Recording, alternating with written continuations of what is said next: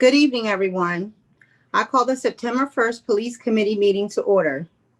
This meeting has been advertised according to law. A copy of tonight's agenda with information on ways to watch and comment can be found on the City of York's website at yorkcity.org/event. The public call-in number is 1-646-876-9923. Webinar ID 960-5706-0700 with the passcode 2020. On behalf of our Public Safety Committee, myself, Councilwoman Judy Ritter-Dixon, Councilman Lou Rivera, as well as our Council President Henry Nixon and Council Vice President Sandy Walker, thank you to Mayor Helfrich, Commissioner Robinson, City Administration, and our community for joining us this evening for our Public Safety Committee meeting. This meeting has been called to address increasing problems of community safety and the social and economic consequences that violence and crime has had on the community. The administration has been asked on several occasions by myself, Council President Nixon, Councilwoman Judy Ritter-Dixon for solutions, strategies, and answers on the increase in violent incidents occurring in our community, and to no avail, we have not received a response to provide to our constituency. Unfortunately, throughout our city, our residents have been plagued by an increase in incidents of crime and violence, as well as the unspoken residue of trauma that it leaves in the lives of victims, survivors, families, and our entire community. However, we have resilient residents in the City of York that have expressed their desire to unite with our local government. Who better to unite with than our residents, the very individuals that have the knowledge to identify the sources of crime, drug use, drug dealing, and juvenile delinquency. They have seen, been victims of, and have experienced these types of activities for years. Developing sustaining partnerships with our residents calls for strong local leadership from our police department, local and elected officials, community members, clergy, not-for-profit, as well as for-profit entities in order to build a healthier York City. Good governance requires the leaders of this community to respond to the needs and cries and help of our citizens. We must recognize crime and safety as a quality of life issue, work across jurisdictional boundaries, and recognize the crucial role of political leadership and develop tools and measures of success that involve the community and victims of crime. Having the tools to promote community safety is not enough. We need a clear understanding of the underlying problems. It is important to not just focus on the symptoms of crime or only on visible crime in public places. Working on a long-term process to deter crime itself may be more important than focusing on current fads or quick results. With that said, thank you so very much, Mayor Helfrich and Commissioner Robinson, for sharing your ideas with our residents, as well as your plans to help curb violence and crime in the City of York. I now open the floor to our administration, Mayor Helfrich and Commissioner Robinson. Thank you, Councilwoman Washington. Appreciate you having us here this evening. While I recognize the ongoing issues with crime in the city, I think your point about getting to the sources, the actual cause of people going into a life of crime or acts of crime is really important. And that is something that we've discussed on multiple occasions here. The first and foremost initiative that we are pushing forward that has been really dramatically stalled by the COVID epidemic is the community outreach or community ecosystem coordinators. The goal of the community ecosystem coordinators is to connect people with the resources that are available in the city and within the county, but don't always reach the people that need them most. So we have been actively working on that program. As of the first week of March, we had deployed our first 5 community ecosystem coordinators to the Southwest neighborhood, the Salem Square neighborhood, the Western neighborhood, the Northwest neighborhood, and also the Hannah-Penn area. Unfortunately, within less than 2 weeks of them being deployed, we had to pull everything back because we couldn't have people going out door to door contacting people in the middle of a global pandemic. Also, one of the one of the goals of these coordinators is to coordinate programs within the school systems, within the schools themselves, in the evenings and on weekends when the schools are not being utilized by the school district or other programs. We have an agreement with the school district that we can utilize the K-8 buildings throughout the city.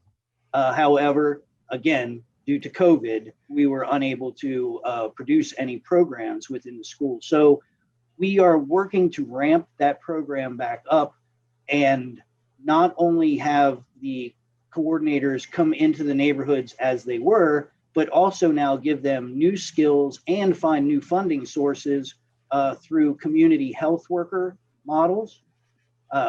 With the COVID, there is more funding for community health workers. Now, these are not nurses. These are individuals that get out into the neighborhoods and make sure that people are connected with the available physical health and mental health resources, as well as food, clothing, shelter, all the things that we realize are the primary needs of human beings. And that, the lack of some of those primary needs is what tends to push people into survival modes and possibly making bad decisions about their actions at any given time. Excuse me. Sorry about that.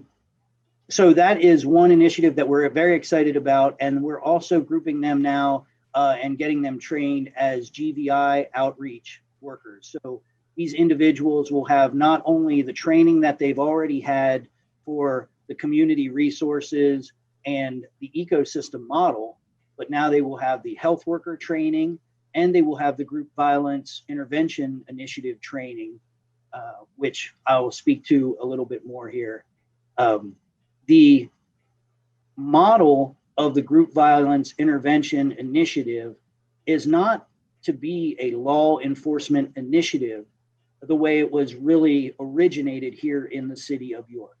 The city of York initiated the group violence intervention initiative through Chief Wes Cayley under Mayor Bracey, and I do support this initiative greatly.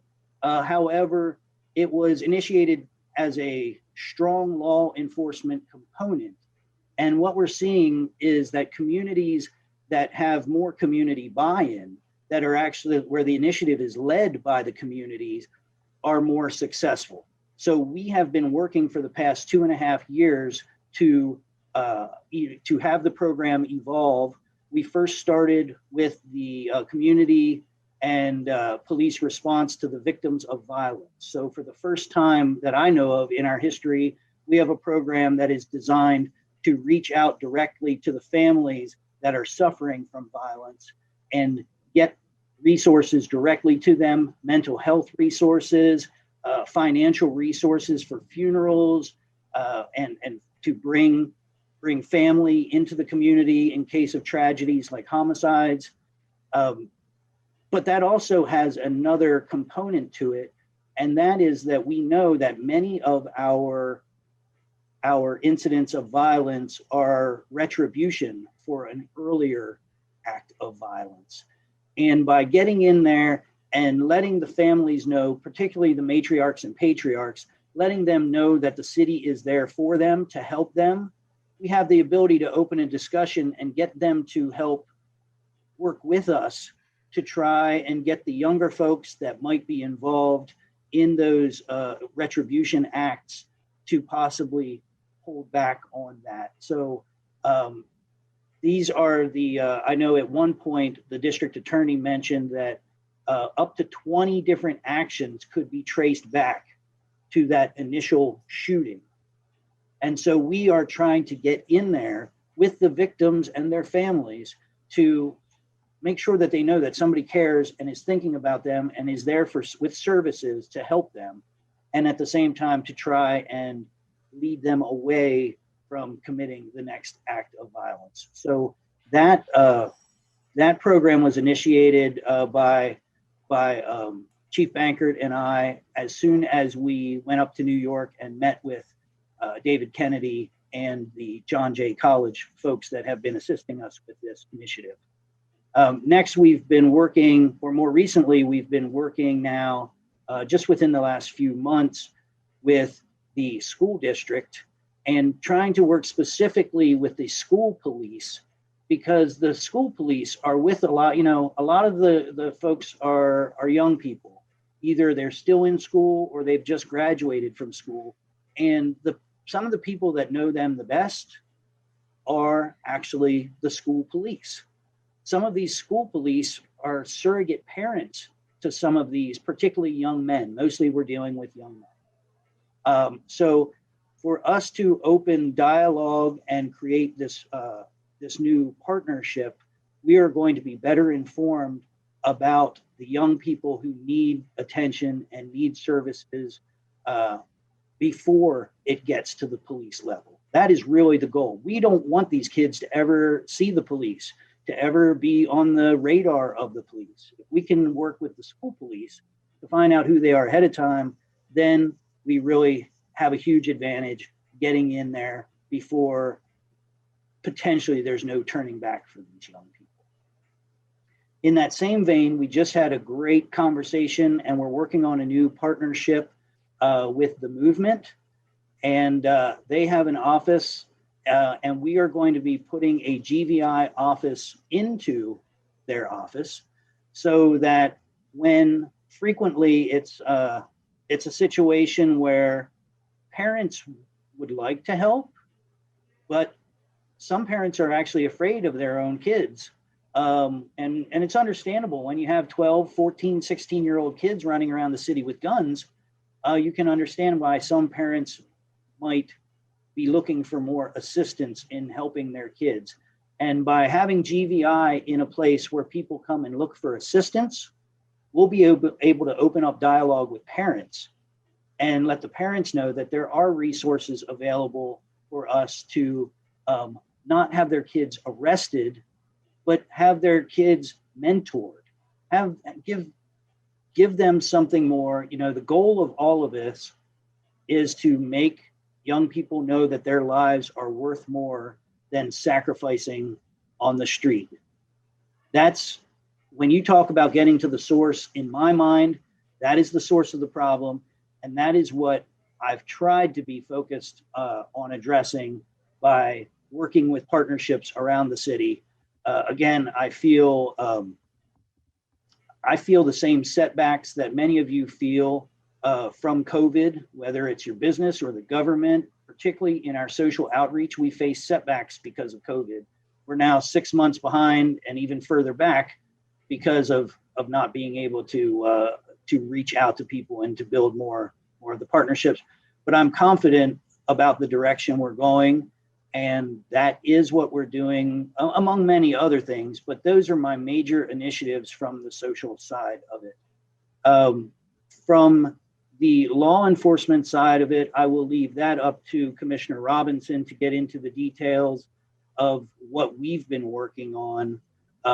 There is a lot of room for improvement in some of our processes and practices as a police department. I think this is one of the huge benefits that we have received from bringing in outside eyes. It has been many years, and while we have great folks and we've got great captains, and we had a great chief before Commissioner Robinson and before him, these are all individuals that have been in the York City system for a long time.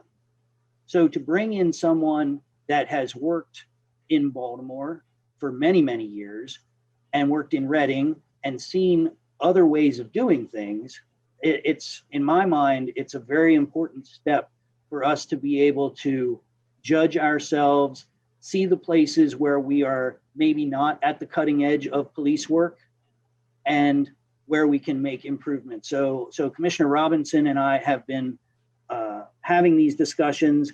He is working on a larger strategic plan of what he wants to see for the York City Police Department. So in just a minute, we'll hear from Commissioner Robinson, but I wanted to get back to where you started here, and let me see if I can share this. And that is the perception that crime is getting worse. And I feel like we always feel like things are getting worse when they are around us.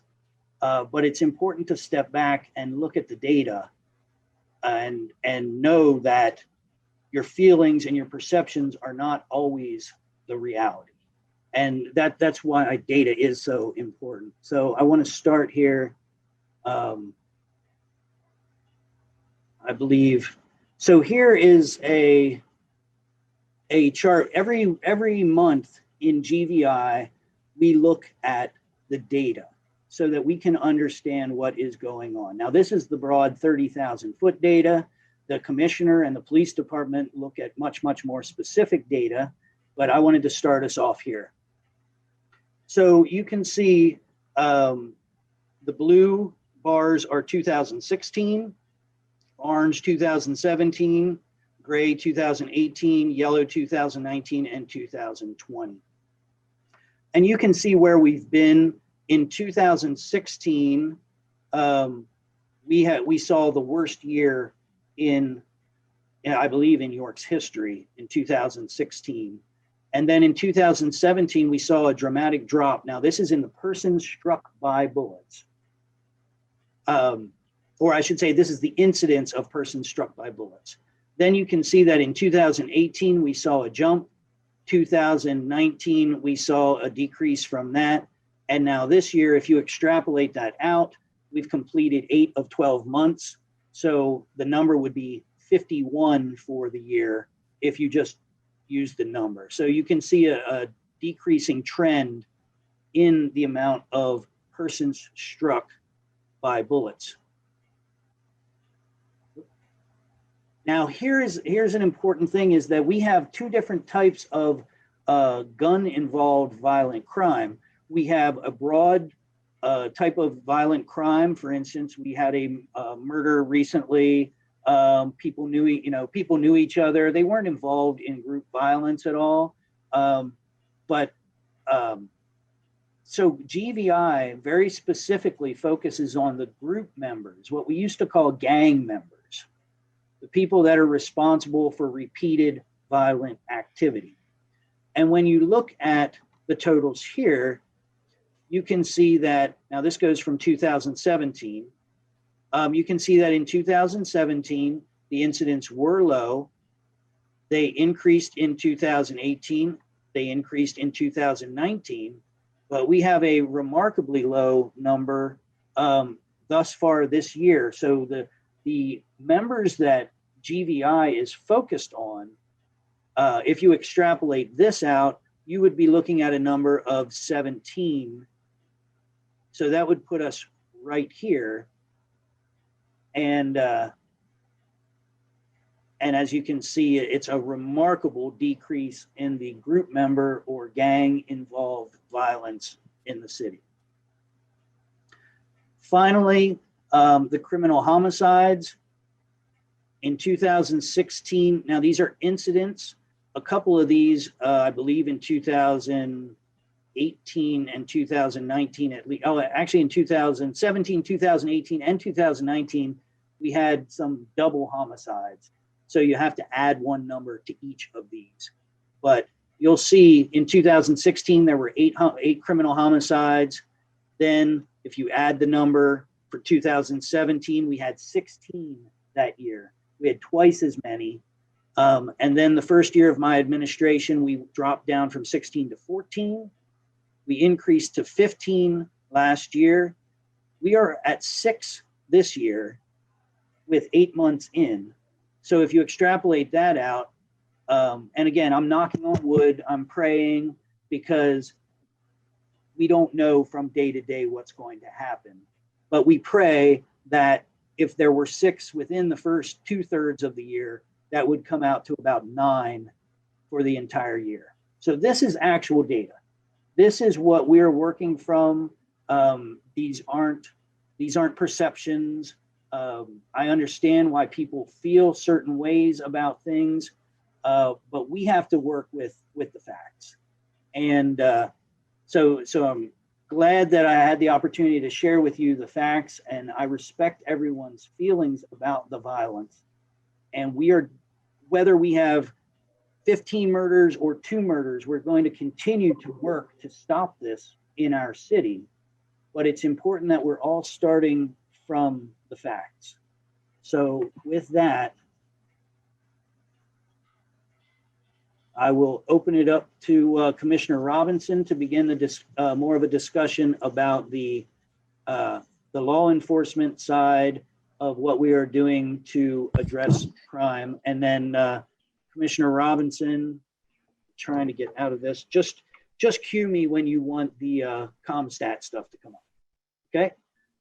You can go ahead and put it up because that's how I'm going to start the conversation. Okay. And being queued up, I first want to thank all of the council for the opportunity to address both you all as well as the citizens of York on such an important topic. And I just want to start by saying this. As police chief here, I understand that I must address the reality of crime, and just as important, if not even greater in terms of importance, that I also have to work to address the perception of crime. So as I start and as the mayor brings that document up, I'm going to first talk through very specific things in terms of the realities of crime, and then we'll shift to discussing some of the things that we do to address the perceptions, and then we can open up the floor for questions. Is that up, Commissioner? I can see. The only thing that I would say is I don't know if you have it open all the way or if you can either scroll down slightly so we can see the bottom of the chart. Okay. Yeah, good for you? It's perfect. Okay. And I start with this document because this document outlines UCR crime. UCR crime is Uniform Crime Reporting. It's a system that was established by the FBI and that almost all police departments use in order to measure crime. I don't know what you did, Mayor, but the way that you had it before you did that is much better. Okay.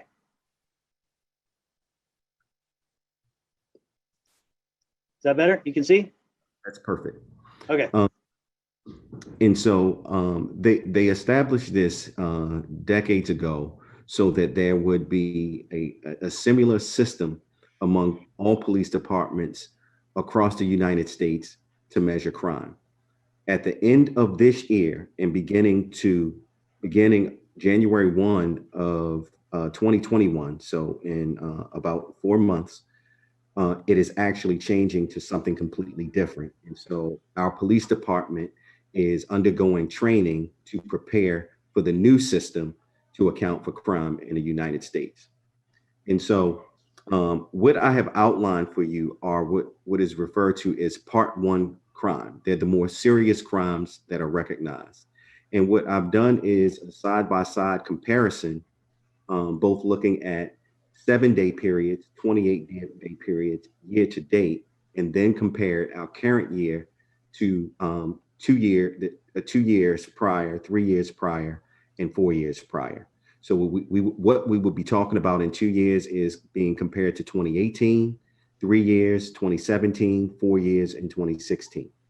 So if you look at the very first block for homicides, and you look at it, we are all even across the board.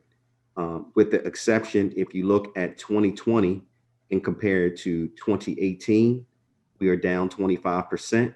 Compared to 2017, we're down 40%.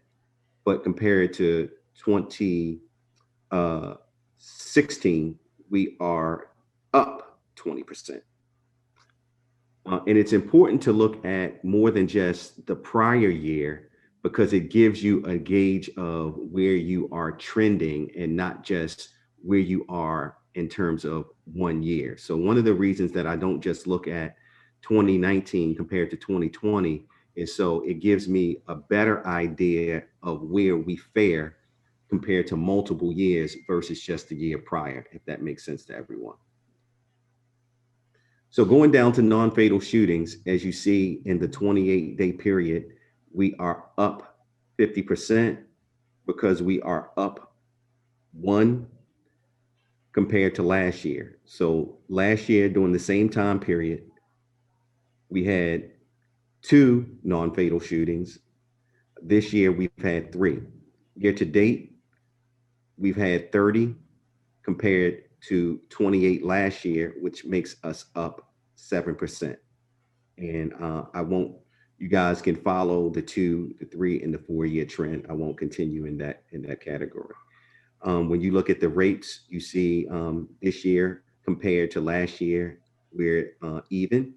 When you look at robberies year to date, you see that there is a 29% reduction. If you look at raw numbers, we are down.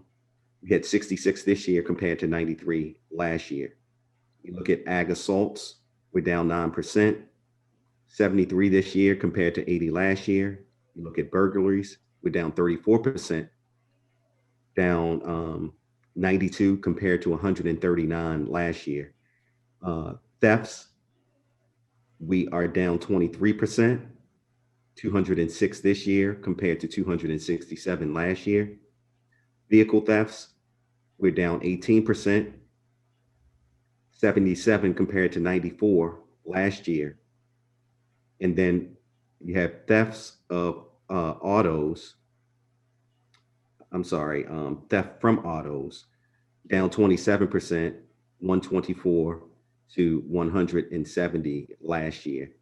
And then total Part 1 crimes, when you add all of those categories together, we're down a total of 22%, 689 this year compared to 887 last year.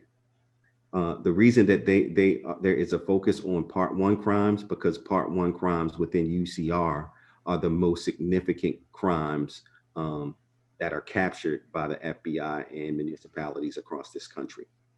So in terms of the reality of where we are, we have a lot of work to do on what the focus and priority is, and what has been shared with me by council, by the mayor, and by the business community, the religious community, and the citizens of York. There is a focus on homicides and non-fatal shootings. And so for most of the year until the last month or so, we had been down. As you see, the non-fatal category, we have gone up. The reality overall, in terms of the specifics in numbers, is that the most significant crimes that we capture overall, we are down 22%. So Mayor, at this point, you can remove that slide.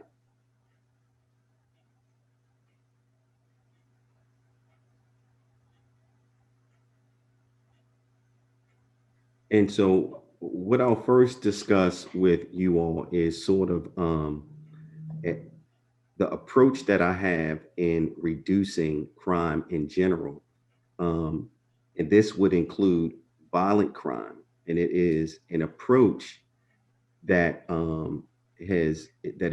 that sort of focuses the department and resources on the right people, the right places, the right times of day, so that we can better use our resources to efficiently address the problems, specifically the more significant crime areas that I just mentioned.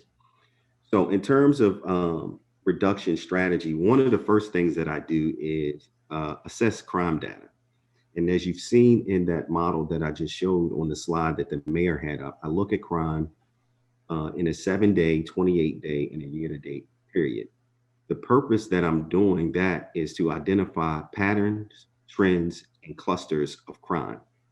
So it is difficult to reduce crime if there is no focus on areas or specific people.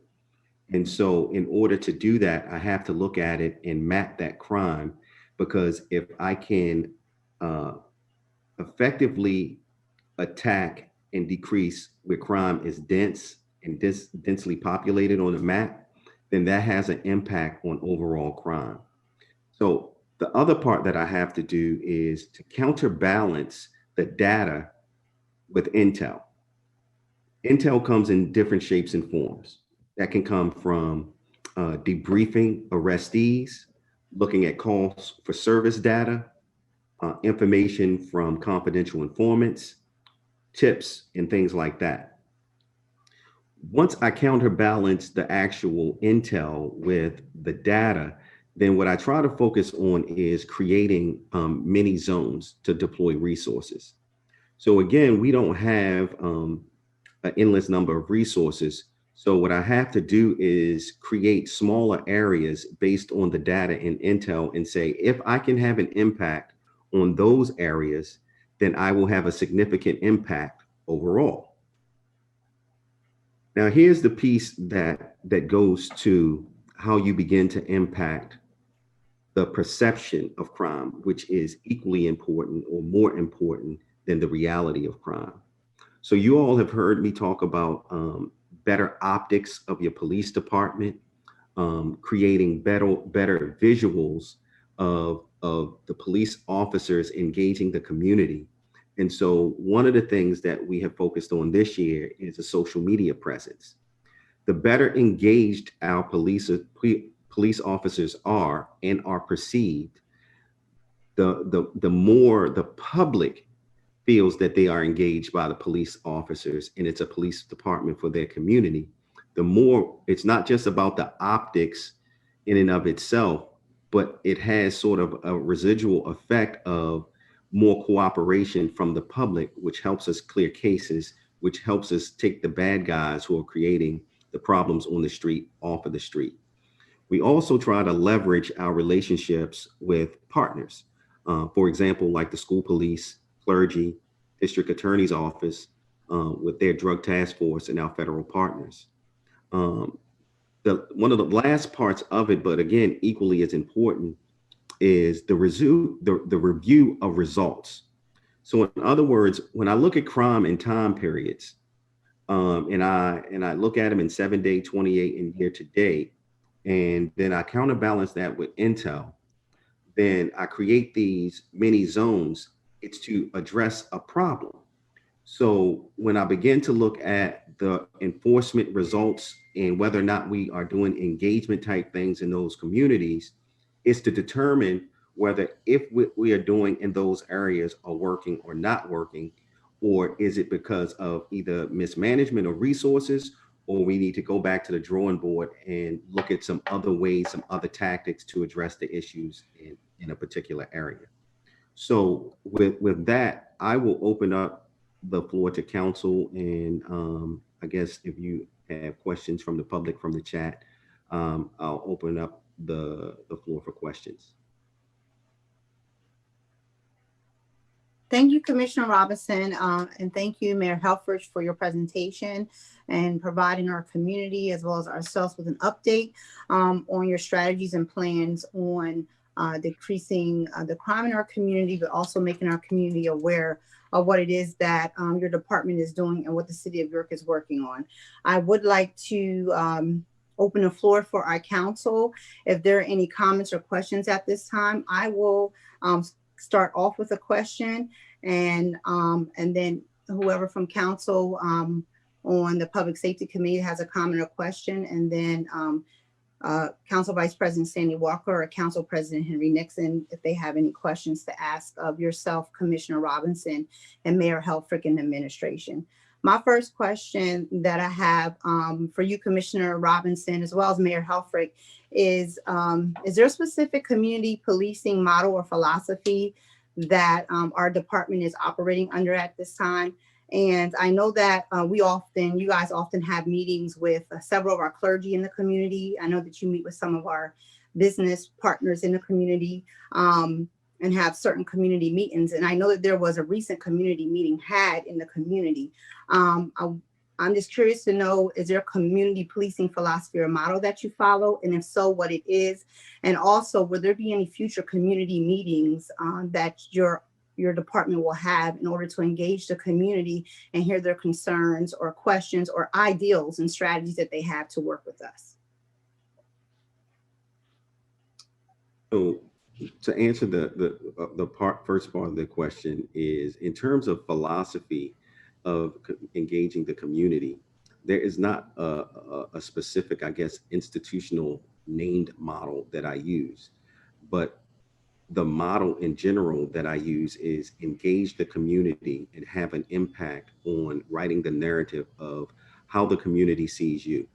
And that started when I first got here, when I started doing things with like hot chocolate with a cop, having the officers visit schools and different events and begin to try to engage the community in a different way, and making that a part of the overall fabric of the department. Now, I will say this, a lot of what I wanted to do got curbed 60 days in when we went under COVID, and essentially the manner in which we live our lives changed. And so, did we try to find different ways to engage the community even in COVID? Yes, we created virtual platforms where we read students' books on Facebook. We did activities with students.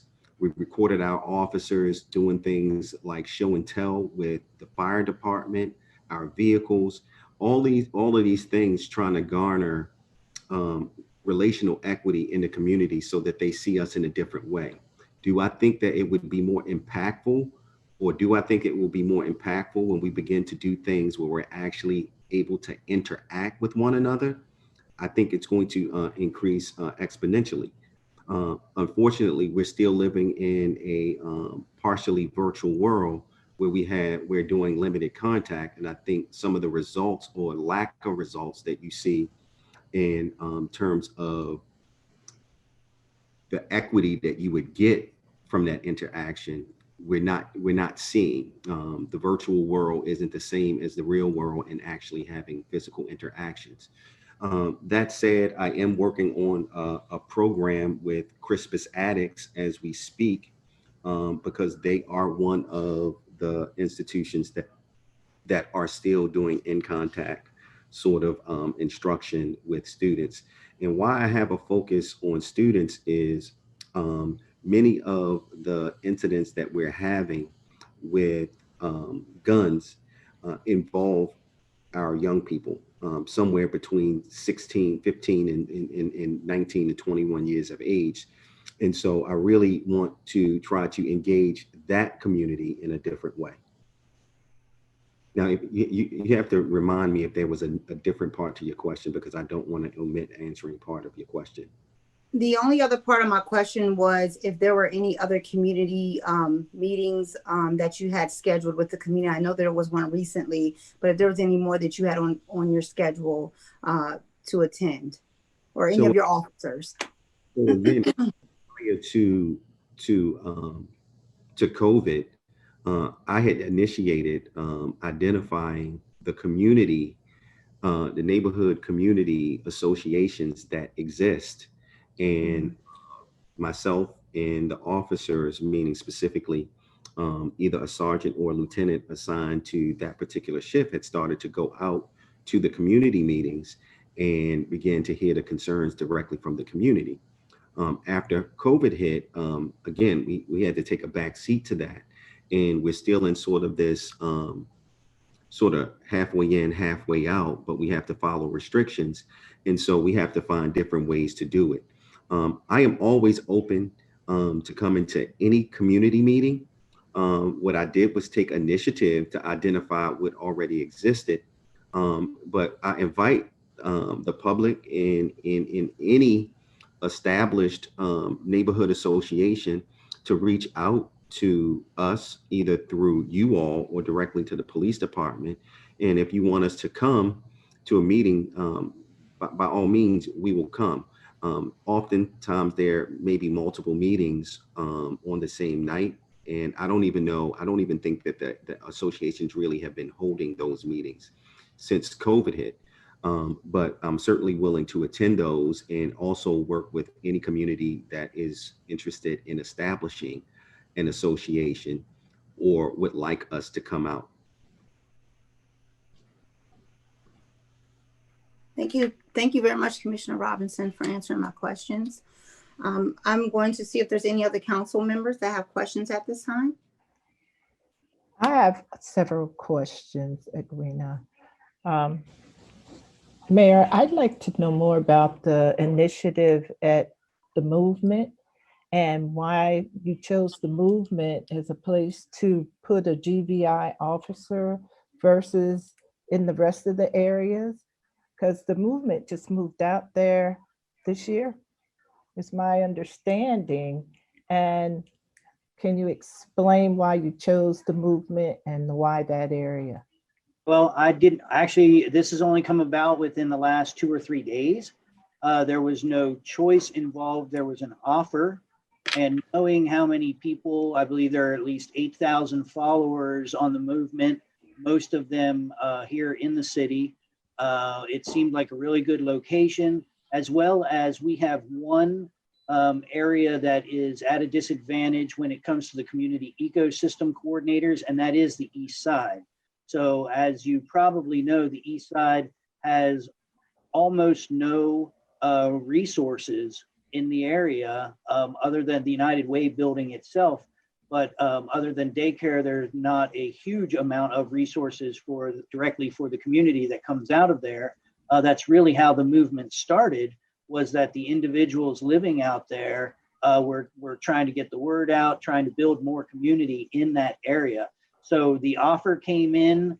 I believe I had the phone conversations Sunday night and Monday morning, and talked with our GVI manager, and we believed that it was a good fit, and so it seemed like a good place to start. And this isn't going to be the GVI permanent. It's like a satellite office. The GVI manager works out of the police department, but this is an opportunity of another place where he can locate himself when not working on direct police business, and give him the opportunity to interact with folks. So there was no specific choice other than somebody came to us and offered. What do you mean? They offered?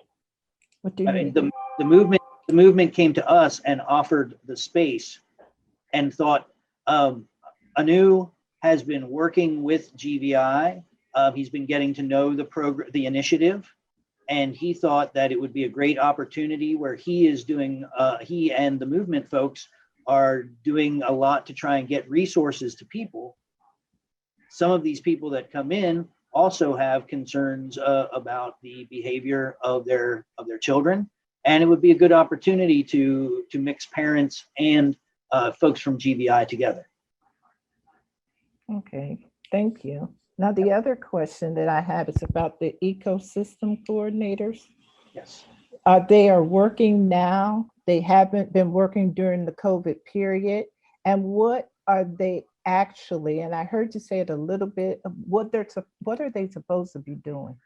They are supposed to be, and this is very difficult in this time of COVID, but the real goal of them from the community side is to connect community members, build trust with the community members, and try and get resources to those that may not otherwise have access to the resources, have time to go and get the resources. Some folks have a certain amount of pride where they won't go out and get resources that they might otherwise be beneficial to them. So that's from the direct community side. The other side is to connect programs that want to have places with those places. So we have school buildings that are used only during the day and early evening. Those school buildings could be used for other things. We've got churches that are used sometimes only 2 or 3 days a week. Those churches could be utilized for other programs. So we're trying to, as you probably remember, and I brought this up, I know some of you were on the homeless call earlier today, I brought this up, the money that used to fund the community centers, the Princess Street Center, the Jefferson Street Center, the Pine Street Center, Rotary Cranage, that money was taken away from us. We've gone from 5.2 million to 1.4 million in the last 15 years. So I don't have an expectation that that money is coming back anytime soon. So when you don't have money, you find the resources that are available and you try to work with what you have. So what we have are buildings that are not utilized 24 hours a day. We have people that want to do programs but might not have a building. So we connect those two. We have some folks that want to provide some funding, like WellSpan has provided some funding. Now we're looking towards the community health worker model to try and get some more funding in for this program. So it's connecting people with programs, with places, with funding. That is the job of the coordinators. Are we duplicating services? Because I hear different groups that are doing the same thing. I hope we are duplicating services, because that has been a problem in the city of York, is that just because CareerLink is supposedly in the city, that doesn't mean CareerLink is effective at getting to the people in the neighborhoods. And a lot of these other services, we have the same problem. The one thing I heard over and over again for years now is that we need help in our neighborhoods. So if we can help connect people in the Southwest neighborhood with the same services that are available in the Northwest neighborhood, that's great. You know, to me, the Northeast Neighborhood Association is really a model for trying to help individuals within their communities. And what I would like to see is support for those kind of models in every neighborhood. So yes, duplication. And I know Councilman Rivera and I have had this conversation before, because some people have said that to him about services. And a duplication of services is not a bad thing when it means you are getting more people the services that they need. Are they working now? We're working on a plan to get them up. Yes, some of them are actively working. The Southwest coordinator is fabulous, and she gets food to people and is in contact. She's building a neighborhood. She's having a neighborhood meeting coming up here soon, an outdoor meeting. We are working on getting folks up and running, because it's a very confusing time. They had their marching orders before, and their marching orders were very much to interact personally with people, businesses, and places. In the COVID world, they're finding a harder time doing that. So, as I mentioned, the 5 folks that we have on staff right now, we are going to be bringing in to the Bureau of Health, doing more training with them there, also connecting them with our GVI manager and doing more training there, so that hopefully they'll be even more beneficial to the community, and we will roll them out in more of the community health worker model. Okay, thank you. Yeah, we are getting them going, but they're going to have to be more careful in this world right now. Commissioner, I was getting ready to call you Officer Mayor, but Commissioner, Commissioner Robinson, I was going to give you all those titles. Just a few questions for you, for the police department. I had gotten a lot of complaints from the community, from the neighbors, about the police officers not being actively involved, and it takes them so long to get to a call. Like if you call the officers, you could wait a half hour or more until they got here. Could you kind of expound on that? And then I have 2 other questions, but I'll wait and ask them after you answer this one for me. So to answer that very specifically, because I've gotten complaints directly from you, from other council members, I've gotten emails directly from the public off and on throughout the year, both prior to the COVID, the time that we came in COVID, and now. And so in most of those cases, not all, one of the issues that I face is the 911 center. And so we get dispatch calls, right? And I think everybody, at least on here, knows that those calls are dispatched in priority, meaning the higher the priority of the call, that's when it gets dispatched over lower priority calls. And so depending on what the nature of the call is, many times I've found that the call that has been sitting for 2 hours or an hour or 3 hours has been put in a category called pending. So in other words, what that means is the dispatcher has dispatched the call and well, at least told the officers that the call exists, but also knows that the officers are either handling calls or there are other higher priority calls that have to go out first. The issue is that the 911 center currently does not have any technology that notifies them to go back to that call. And so while they continue to dispatch calls, it typically isn't until someone calls again an hour, 45 minutes, an hour and a half later saying, why hasn't someone came, that this pops back up on the radar. Now, there have been incidents where it was the issue of the officer and or supervision. And in those cases, the officers were held accountable. Okay. So my second question is, with the officers, are they being trained to interact with the community? Because a lot of them don't right now, and the people are complaining about that. You know, we want them in our neighborhoods, but we want them to drive through. We want them to walk through. We want all of that, but we want them to interact. And as part B to that is when they come into your neighborhood, say you call an officer and he or she comes into your neighborhood. One of the things I found that they don't know me, they don't know the residents. And if you call, they go just to whoever's out there in the street, if I'm explaining this right, instead of coming to find out who called. Do you understand that? Like if I make a call and I say this is Judy Ritter Dixon, I never say this is Councilwoman Ritter Dixon. This is Judy Ritter Dixon, because I want them to come see what's going on, whether I'm a councilwoman or whether I am just a regular citizen. And instead of coming to me, they go to some other people they see down the street to find out what's going on. And then they believe the story that those persons are telling them versus what I'm saying.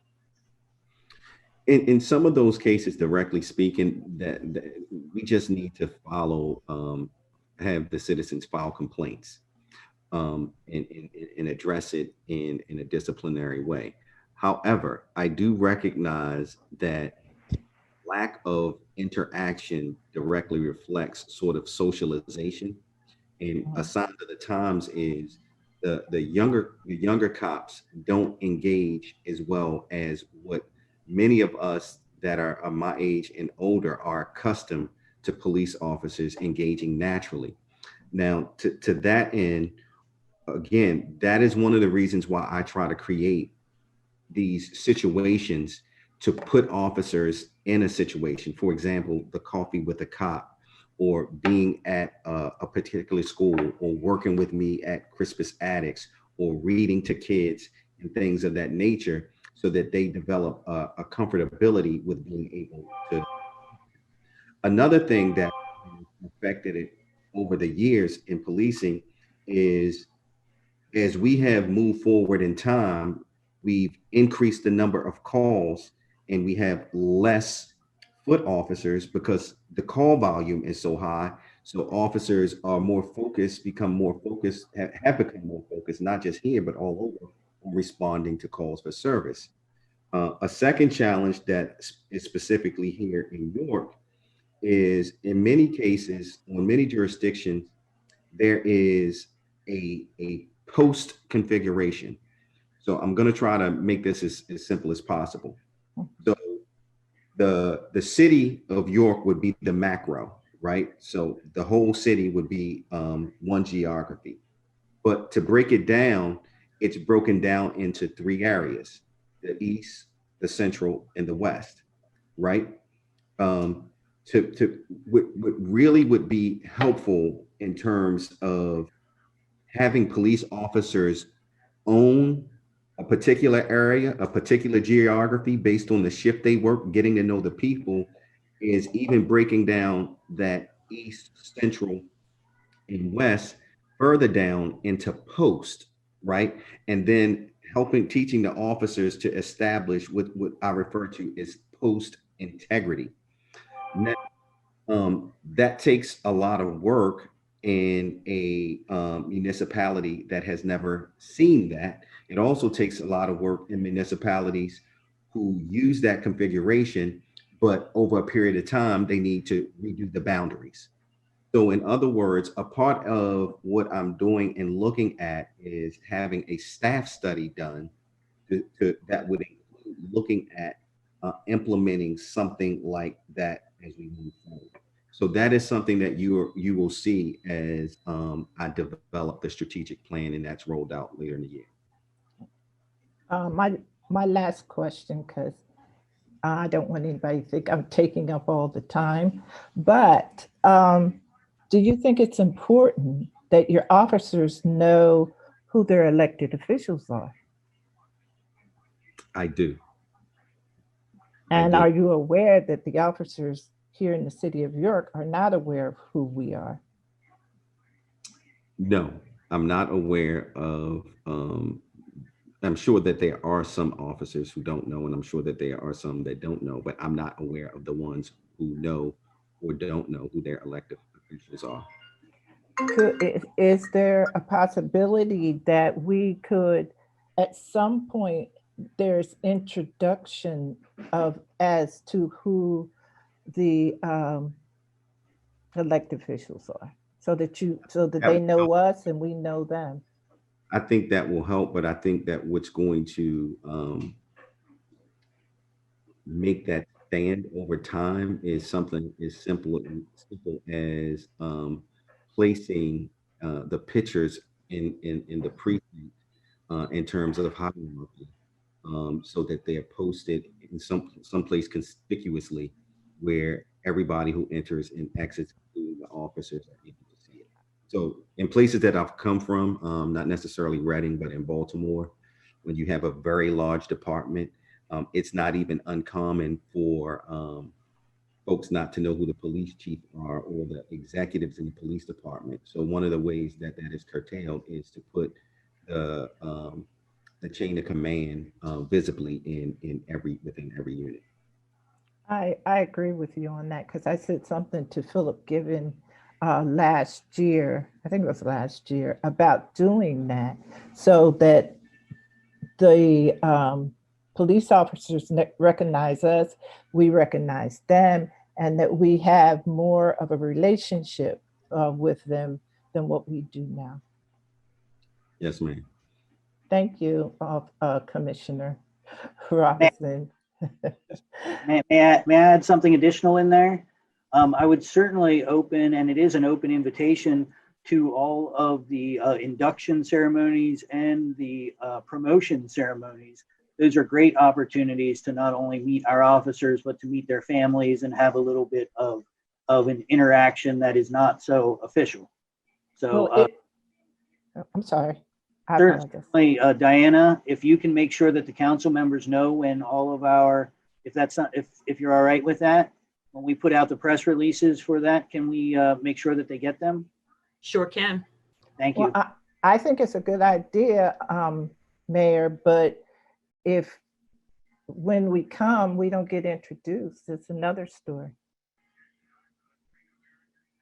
Because I have been to several of those meetings, and not at one point was I introduced, and either the other council people that were there. So if we're there and you introduce us, it's one thing. And the other thing is not to introduce us. They still don't know who we are unless the people are like me and just walk up and introduce ourselves. So yeah, I think that's a good idea, but you have to do it. Well, I mean, with all due respect, I don't know these individuals either, particularly when it's an induction ceremony. So I go up and I introduce myself. So I did not know there was an expectation of making introductions. It's just simply, hello, it's nice to meet you. I'm the council person. I'm the mayor. I have But he would be happy if you introduced yourself and met the folks. Yes, Commissioner. Well, what was done in the past is that council, we received an invitation to inductions for our civil service departments. And then at the beginning, any elected official that was there was introduced. Commissioner Osborne, you had something to say? I was just going to add that one of the things that it's not necessarily a priority, but what I would like to see is more formalized, more formal promotion ceremonies and things like that. And I think that would address the issue overall. Thank you, Commissioner Robinson. I have one quick comment just to piggyback off of something that you mentioned, Commissioner Robinson, and then who the other council members that have any questions or comments are more than welcome to come on and jump with any questions or comments that they had. I know you mentioned that you were planning to do a staff study in regards to having officers in the certain quadrants of the city. I know under the previous administration and under the previous police chief prior to Bankert, there was an operation similar to that. It was called Take 30, and the officers were in certain quadrants of the city, and they were required to take 30 minutes to either get out the car, walk, meet with residents, talk with them, attend neighborhood association meetings and things of that sort. So I know that under the previous administration that had happened and that had taken place, and it was working pretty well. But I just wanted to mention that it was happening at one time and it was taking place, and the name of it was called Take 30. Yes, that actually continued under Chief Bankert as well, and we extended that time. Unfortunately, as you know, Commissioner Robinson came in a couple of weeks before COVID hit, so I'm not sure that we've and I'll obviously let him respond, but we had that program, and Chief Bankert was actually extending that. So what I was going, go ahead. What I was going to say is Take 30s are good, and they are a tool to even use within a post integrity configuration. They're not the same. They're not quite the same thing. Okay, thank you. You're welcome. So can I just follow up on that? Do you have any officers on the street at all? I don't follow that question. What are you referring to? Well, I mean, we were just talking about the Take 30 and having patrol officers on the street. And you were also talking about having an east, central, and west. Did I mistakenly assume that that was to have officers meeting people in the neighborhood? So let me explain it. I think I understand where you're going, Councilman. Yeah, I mean, the question is, do we have any police officers on the street? So the answer is yes, we have officers on the street. The manner in which the officers have been deployed is not necessarily predicated on particular areas. So if calls for service take the officers to a particular area of town, that's where they go. One of the things that I do, and I think you heard when I spoke about this earlier, is I also create enforcement zones to deal specifically with problems that arise based on data and intel, specifically to address priorities like non-fatal shootings, homicides, robberies with guns, when we see spikes in patterns of burglaries and things like that. However, when you look at doing what I'm referring to as creating post, you're talking about officers remaining in that area during their entire tour of duty, unless they were called out to handle a call because either their partner in the next post was out on a call and something else came up in that area. And so by staying in that particular area, officers get to know who the people are because they're responding to those calls while they're working each day that they're working in the same sort of particular area. They'll also do their Take 30s within that area. They'll be dispatched calls in that area that I'm referring to. And so it becomes more of a natural way that people get to know the officer and officer gets to know them. So currently, are there any officers that get out of their car and walk the streets and meet neighbors? Yes. Okay, thank you. About how many? Well, you said how many? Yeah, about. Officers get out, the officers that are working specifically during day hours and in particular areas during the nighttime, they get out at during each of their shifts. Okay, thank I, you. I, I would just like to add that during the time of COVID, and I don't know how long it's been extended, but the commissioner deployed detectives out onto the streets to make sure there was more of a presence, seeing people walking around. And while many cities saw an increase of crime during COVID, we did not see a similar increase. So I thought that was a strategy that was really well thought out. Our need for the detective work was a little bit lower.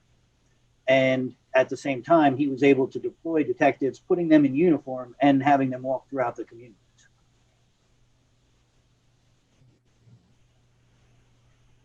Are there any other comments or questions from any of our fellow council members?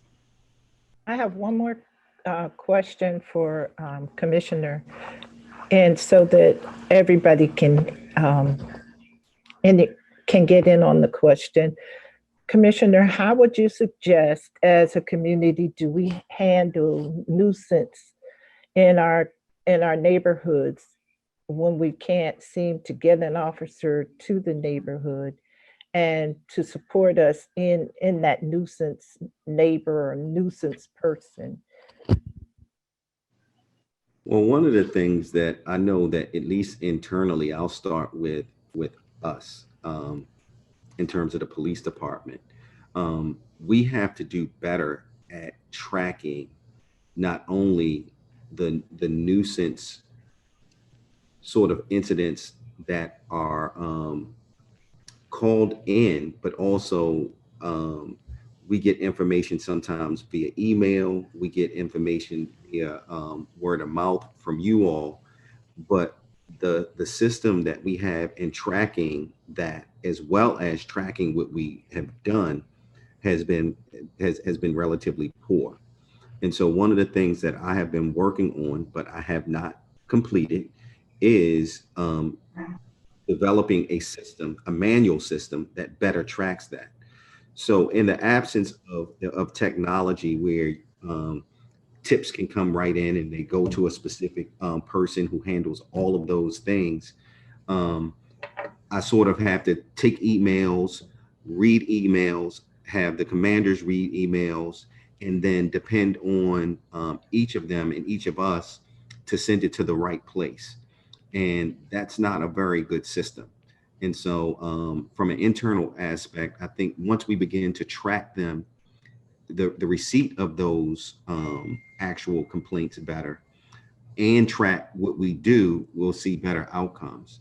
I think to answer your question more specifically, I think that if the police department is able to use the council within the different areas of the city to help create either more associations in these areas, because a lot of times, you know, while I said that I started attending the neighborhood meetings to get feedback, a lot of times the neighborhoods that have created those organizations on their own don't have the same level of issues. And so their neighborhoods in areas that don't, that we probably need to work together, meaning myself, council, and other stakeholders, to create more community within the community, so that when we attend like a monthly meeting, we'll hear these specific things and work together to develop strategies to address them. Thank you. I yield back to Councilwoman Washington. Thank you, Councilwoman Ritter Dixon. Does any other council members have any comments or questions? I do. Good evening, everybody. I have two questions, and then from the community on the shared Facebook live feed. And the first one is, and then I'll get into my questions. The first one is, do your homicide numbers include both murders and manslaughter?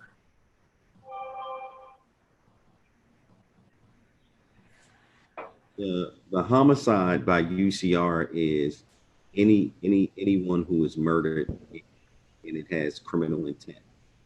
It's a crime. So the only ones it would not include is something deemed justifiable by the DA's office. And then as a follow-up to that, was this a case in prior years? Was the follow-up to that particular question? I'm sorry, say that one more time. So the follow-up question, Commissioner, to that first question was this the case in prior years? That is the standard by which UCR is. UCR, again, is the Uniform Crime Reporting System that was developed by the FBI and has been in place for decades.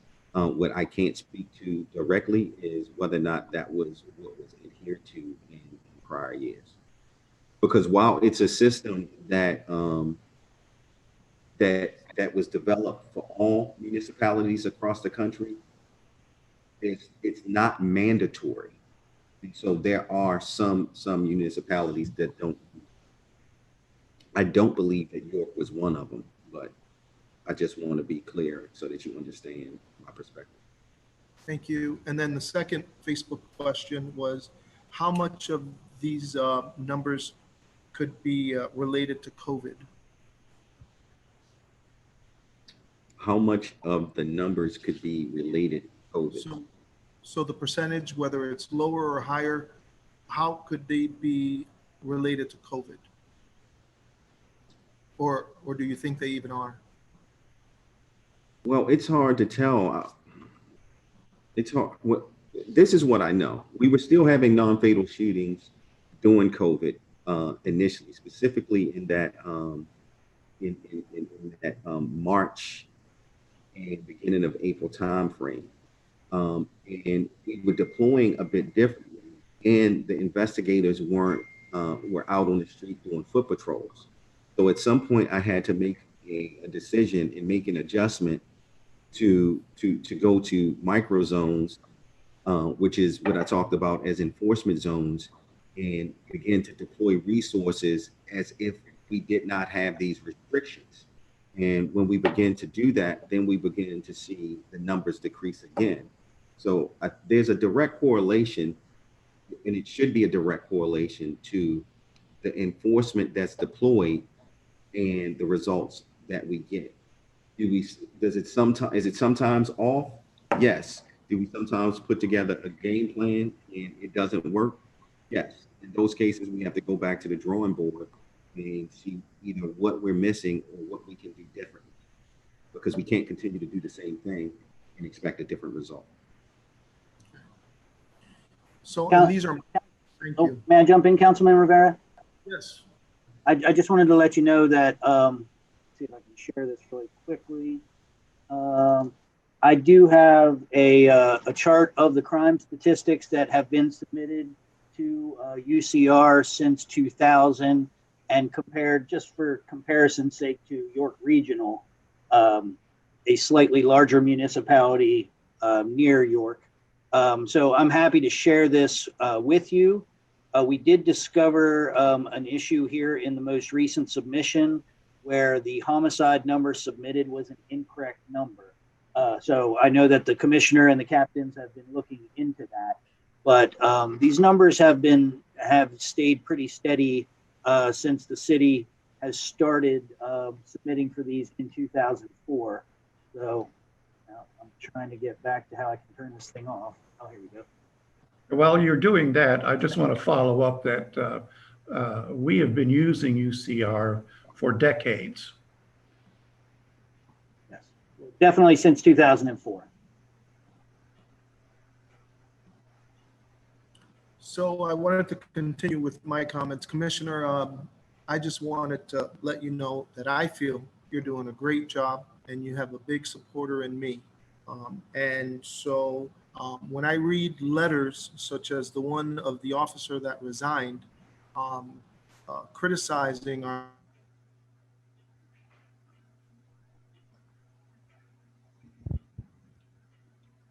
For some reason, I cannot hear you. We can't Councilman hear. Rivera, your sound has gone out, Councilman Rivera. don't feel the same way. There you Um, go. Yeah, but we didn't hear what you said before that. We didn't hear what you said, Councilman Rivera. If you can say it again, what you said, your sound went out. I'm sorry. So I wanted to say, can you hear me? Yes. Commissioner Robinson, that I applaud the work you are doing, and you have a big supporter in me. And that when I read letters on social media from one of your former police officers criticizing our mayor and our commissioner by being at a Black Lives Matter movement, I'm concerned.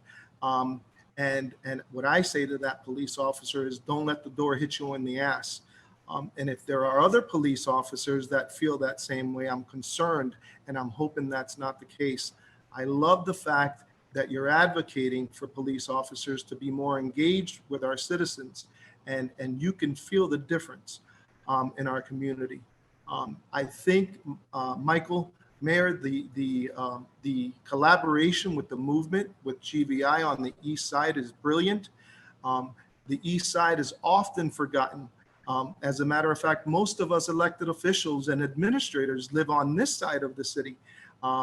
I don't believe there are many that live on the East Side, if I'm not mistaken. So we must do better for our citizens on the East Side of York. Did you want to say something, Michael? You look like you wanted to say something. Other than thank you, I appreciate it. So I think that collaborate. Can you hear me? Yeah, thank you, Councilman. You're welcome. So I think that collaboration with the movement and GBI is brilliant, and I wish you well on that. However, Mayor, I think you're selling us a can of beans with regards to your ecosystem. Even from some of your own ecosystem people, I think this is a $125,000 grant provided by WellSpan. Quite frankly, I don't see the work. I think you're upselling it, and I've offered you even a room here at the Spanish American Multicultural Resource Center that we can work with you on. Are you personally overseeing that? Or I knew it was Diaz at some point. I know COVID hit, but I still think that there are struggles there with your ecosystem, and I don't believe it's going as well as you're painting it to us. So, Well, I hope I didn't say that it was going well, because I think I said that it's been basically on hold for 5 months due to COVID. It's been very rough, actually. Selena Generette is the ecosystem manager, and she is working in the Northwest neighborhood also. So she's a coordinator and a manager. And we have talked recently about this up training that needs to occur. And I would put my position as more hopeful than I agree with you. The result, basically, all of our efforts have been concentrated in Salem Square, because that is where we agreed to train everyone so that they were all going out when deployed and doing the same things, not everybody going out and doing whatever they thought it meant to be an ecosystem coordinator. So we got everybody trained in the same place. And then the last week of February, we deployed them. And halfway through the second week of March, we had to pull them back. So I do not disagree that, and then as with many of the city employees, we continued to pay them because unemployment was costing us nearly as much as just paying them. And these were folks that are in need of income, just like our city employees. As you know, we did not go on furlough until into June. And that is because there were so many problems at the unemployment center, or the whatever you call it, the agency, that people were getting furloughed and not getting any checks and being left to hang. So we continued to pay out of that $125,000 that you mentioned. and WellSpan knew that we were doing that. We continued to pay our folks, even though we knew that most of their efforts had virtual. They were calling some folks. No, I have much higher expectations, and I'm not trying to sell you a can of beans. I will admit that there is a lot of work to be done, but I think that it is the right approach. So I haven't found a better way to try and connect those that aren't connected with the services. As you know, you're starting a new service center because people, even though the services seem to be all around us, people that need them are not always getting them. And for me, the way to get them, as you know, for a depressed mom of 3 who's not getting out to get the services she needs, maybe one of those community ecosystem coordinators coming to the house once every couple of weeks, creating a relationship, will be the thing that gets her the help that she needs. And that's the real vision behind it. Has it built out to my high hopes? It definitely has not. Look forward to working more with you on that, because you are now one of our new service providers that we need to connect with. And I look forward to working with you. Last question, Commissioner, is for you, and this is the rhetorical question, of course, that everyone asks, is how do we diversify our police department? That is the million-dollar question, but it can be done. It's not something that's going to happen overnight. And there are several factors that I believe play a part in the lack of diversity. Part of it is the traditional police department in America. And another part of it has to do with a lack of interest in 2020, considering all the things that have been publicized negatively about law enforcement and the law enforcement industry over the last decade or so, with the advent of Facebook, the video live from cell phones, and all of the bad press. That's just not something that minorities are looking to go into. And then another part of it is potentially some of the implications of the civil service process and examination, not necessarily the examination, but the process in third-class cities.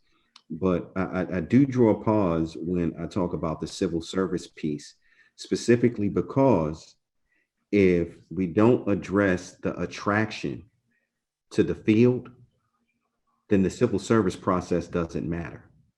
So in other words, if we don't get more minorities taking the test, changing the civil service process means absolutely nothing. Thank you so much. Well, I want to say something, Councilwoman Washington. For Lou, I want to tell you that I appreciate the work that Tanya and Anu are doing out there. I asked the question because I wanted to know, because I didn't know why we were putting why we were putting the GVI officer out there. And the second part to that is the Wellington Center still open out there? So, Councilwoman, I think you misunderstood me. We are not. No, I was talking to Lou.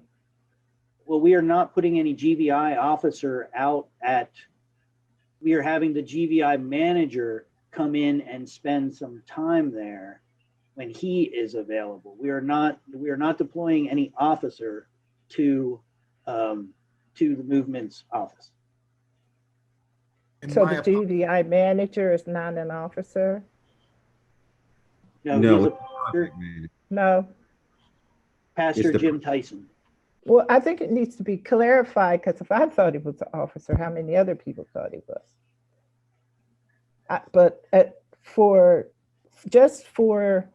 people that are listening, I think the movement is a great organization, and I think they do a great job. I just wanted to know why there was somebody going out there. I like the mayor said, it's not an officer. I thought it was an officer from what he said. And my apologies to you, Councilwoman Ritter Dixon. My response was certainly not directed at your question. It was just, I thought that the collaboration between GBI and certainly I respect any question you may have. So my apologies if That's my okay. question No, came up. no, I am not offended at all. Not at all.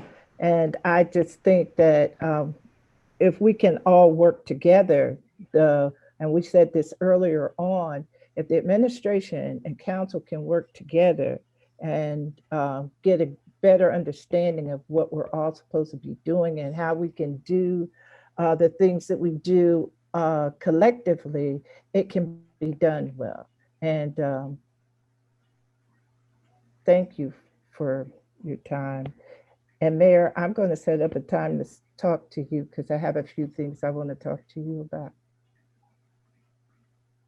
Do we have any further comments or questions from any other council members? Yes, I do. To follow up on diversifying our police force, Commissioner, have you considered doing anything with York College of Pennsylvania or HAC? Well, your college has been working with York City prior to me coming here on issues of diversity, and they continue to. One of the stalls has been the COVID, but I have been in contact with Dr. Winthrop regarding that. So we continue to work with them. Also with HAC? I haven't done anything directly with HAC, no. Because I believe that they do have some support systems, and it would be useful for us to do that. So I would suggest it would be a good idea to follow up on that. Okay. On a completely separate subject, when I made an appointment to visit with you in your office, I noticed that there was a lot of new furniture, and I was wondering at what cost that came. It came at the cost that the city budgeted the police department to purchase furniture for the police department. They did? And that was that would be only used for furniture? Yes, it was a line item.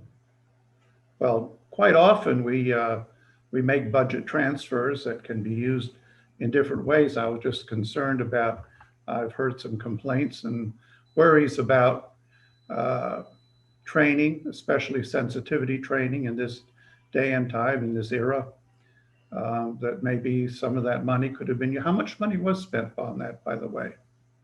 I don't have the numbers, but I'm sure that you have access to. Well, I'm sure you know approximately how much. No, I'm not going to give you an approximate amount or guess, but if you want me to give it to you, I certainly will. Yes, I think that would be useful.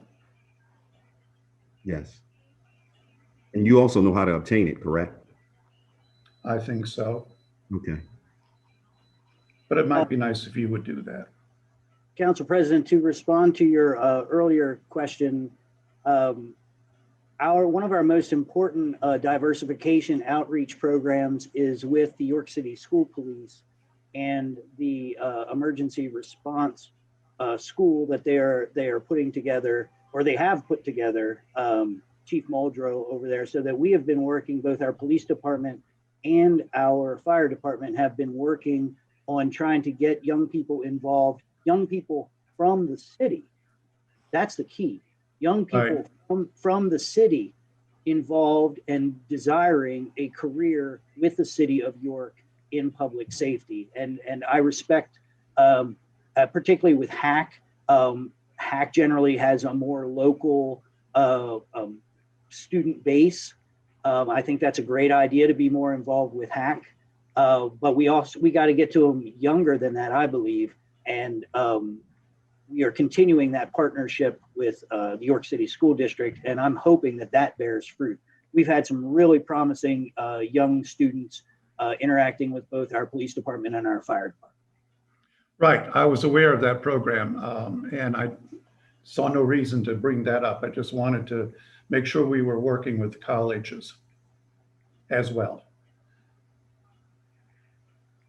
Commissioner, I do have a question. I'm sorry, President Nixon. No, go ahead. At what stage of the investigation are we at with, as it pertains to the officer Schwartz?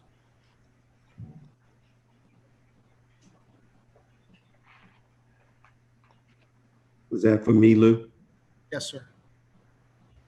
So the trial board was held, and the members of the trial board gave both the defense counsel as well as the city's council an opportunity to write briefs. Well, not briefs, I take that back, but to put in writing their positions and submit those positions to the board for consideration before the board makes their decision. And so we're just waiting for the attorneys to do that. And then once that information is in the hands of the board, then they will make their decision. Thank you. You know, with everything that's going on in our country with regards to race relations and everything else, you know, our communities, I believe, is on edge. My hope is that that we don't become another Kenosha or Portland or Minneapolis. And all it takes, I believe, is one officer or a leader saying something, or an officer doing something in our community just to, and this is real. And so you know, I'm asking and begging and pleading that we do whatever it takes in our police department and in our community to not become a Kenosha or a Portland or a Minneapolis. And so, you know, again, I believe you're doing great work. And my hope is that our police officers are a lot smarter and more mature than in some of these other departments. But I just sometimes, you know, I really am afraid of what could happen if it all goes wrong. Yes, sir. Councilman, to that point, I want to thank again Commissioner Robinson for his participation and his role in the demonstrations and human rights demonstrations regarding the interaction of minorities and law enforcement across the country. I think that that type of thing goes a long way. There is nobody out here that is perfect. And God forbid mistakes are made. We're all human beings, but it is a relationship that people have, that elected officials and other leaders in the community have with the people, that allow cooler heads to prevail. So I also pray that nothing like that would happen here. But I also know that building trust goes a long way when something like that happens. I know that, and perhaps somebody can help me. I'm sorry that I don't remember his name, the young man that was killed out in Fireside. That was, I believe, the last person who died at the hands of law enforcement here in the city. Daquan. Thank you. Was it Williams? Yes. Yes, I knew his last name. I couldn't think of his first name. Thank you so much, Diana. Yes. But when he died, there was certainly concern in the community and anger in the community. And some of us were able to talk with some of those community members, and patience allowed for information to come out. And I believe that helped stop any violence from occurring in the city at that time. You know, That's why we are working so much to build trust in the community. Whether you see it every day or not, we are doing that. Thank you, Mayor Helfrich. Council President Nixon, do you have any further comments or questions? I do have a couple more questions, actually, and that is, could we have an update on the break-in to City Hall, which has effectively paralyzed our government? Yes, absolutely. So based on, I won't go into what you guys already know. I think the basics, the baseline of what happened, you already have. When I returned back from vacation, I was briefed on that particular incident, and I had some concerns with it, specifically after I looked at the video. Since then, I have asked the barracks commander in the area, Lieutenant Spengler, to have his CID take a look at it, and they are taking a look at it to see if they believe that it is more to it than what we found. And so that's where we are right now. Okay. I had heard at some point that the county detectives were also involved in the investigation. Is that true, or was that just a momentary involvement? It was initially, and that was predicated on us when it went down that night, Councilman, that we had no access to computers to do anything. So they actually filed the initial offense report for us and the charges, if I remember correctly. Okay, so, but they're not involved anymore, is that correct? Only if there are questions in terms of follow-ups, but as it stands, myself, Captain Akey, and the lead detective went out and met with ESP and broke down everything that we had so that we Okay, look into it as well. good, thank you, thank you. That, I think, because I've had a lot of people ask me about this and where we were, so that that's very helpful, thank you. For the mayor, coming back to your ecosystems people, is why did it take so long? I mean, you were talking about this since the time you took office, and then you said the whole thing was disrupted by COVID in February or March. Why did it take 2 years, 2.5 years, for you to deploy these people? Well, it certainly didn't take 2.5 years. We had to get the money to start it. This is a program that in no way is funded by taxpayer dollars. So it took until, I believe, November or December of 2018 to get any kind of funding so that we could get started. Then it was the holidays. Then we got off to a start in about February, and then it was a matter of having people work together and train together. And then when I felt comfortable with deploying them, I deployed them, and that's where we are today. So it was really about a year. Just Actually, seems like a long time. It was about 10 months. Well, you know, nobody had ever done it before, and so this was a pilot project, so it takes what it takes. Right, understood. I think it's probably a very good idea. So, I mean, I'm not opposed to it. I'd just like to see it accelerated. I guess your ecosystem builder, Mr. Yost, I mean, does that have anything to do with these coordinators, or? Absolutely not. One of them is a community initiative. The other is an economic initiative. Okay, all right.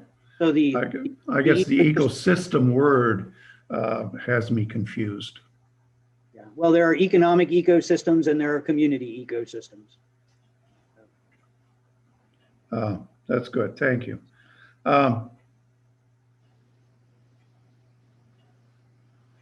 I guess one more question of Police Commissioner. I've had some people, I guess from the force, complain that they've not met you. Have you made an effort to meet every single officer that we have? I have talked to both shifts on multiple occasions when I first got here, that I take a role to make sure that all of the officers were there. No, my door is always open, and I have recently met with detectives. Okay, so is that answer, is that yes, you have? The answer is that I have met most of them, but I don't know if there were people who were not present for the roll calls that I attended in patrol. So if there were officers that were not present, then that perhaps I did not meet them. Okay, so you may not have met everyone. That is correct. Okay, all right. I guess the last thing is the concerns that I have for quality of life issues that we just touched on briefly earlier. Things like the dirt bikes, things like noise, things like the use of fireworks. Do you have any strategies on how you're going to try to abate some of these problems and issues? That again is one of the biggest complaints that I hear. Yeah, so we actually did deploy some in terms of the fireworks. Were they successful? No, not to the perception of the public. That we try to do some things differently that hadn't been done before, like partner with the fire department. One of the issues that we had with the fireworks was the number of fireworks that came simultaneously in addition to the other calls for service. And you couple that with the number of officers that we have in handling those priority calls. What I tried to do was to create a follow-up configuration where we partnered with the fire department and we sent people out to the neighborhoods based on the density of those calls. They knocked on doors. They tried to get from the folks who lived in the community specifics on who the culprits were.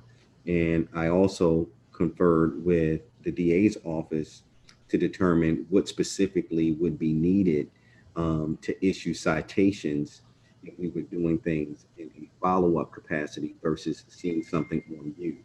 And so one of the challenges is that we can't issue a citation unless we actually observe it ourselves. However, we can issue it if we have witnesses that we can document and they're willing to come to court and testify. So that was one of the things that I began to implement to address that. As far as the dirt bikes, one of the things that we, again, this is one of the things where I talk about that we don't necessarily do well. And I'm trying to build a platform to capture the information. Dirt bikes, illegal dirt bikes are one of the things that we have to get intel about where those dirt bikes are being stored, kept, so that we can do follow-ups and try to get the dirt bikes taken as a result of being involved in criminally being driven out on the roads after they're parked. We do not have a policy that allows us to chase dirt bikes. So we have to try to do it in a more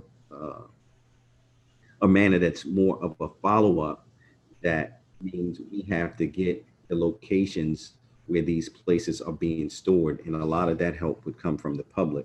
And so where I think we can improve is having a central repository where community can just send that information in specificity and in anonymity, so that we can go after the folks who are driving these bikes. And Commissioner, just this would be the appropriate time to share that we do have an email specifically for anyone that knows where these dirt bikes are being stored.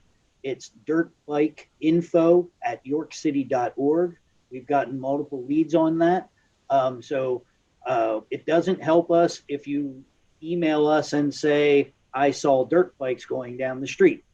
That doesn't really help us unless you say, I see dirt bikes coming out of this alley every single night.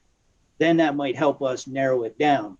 But dirtbikeinfo@yorkcity.org is very, very important. And it's the way that we can narrow this down and try and track them down without harming the public or harming the individuals themselves, because chasing of dirt bikes leads to much worse consequences and has led to much worse consequences in other cities. So we maintain that policy of not chasing them.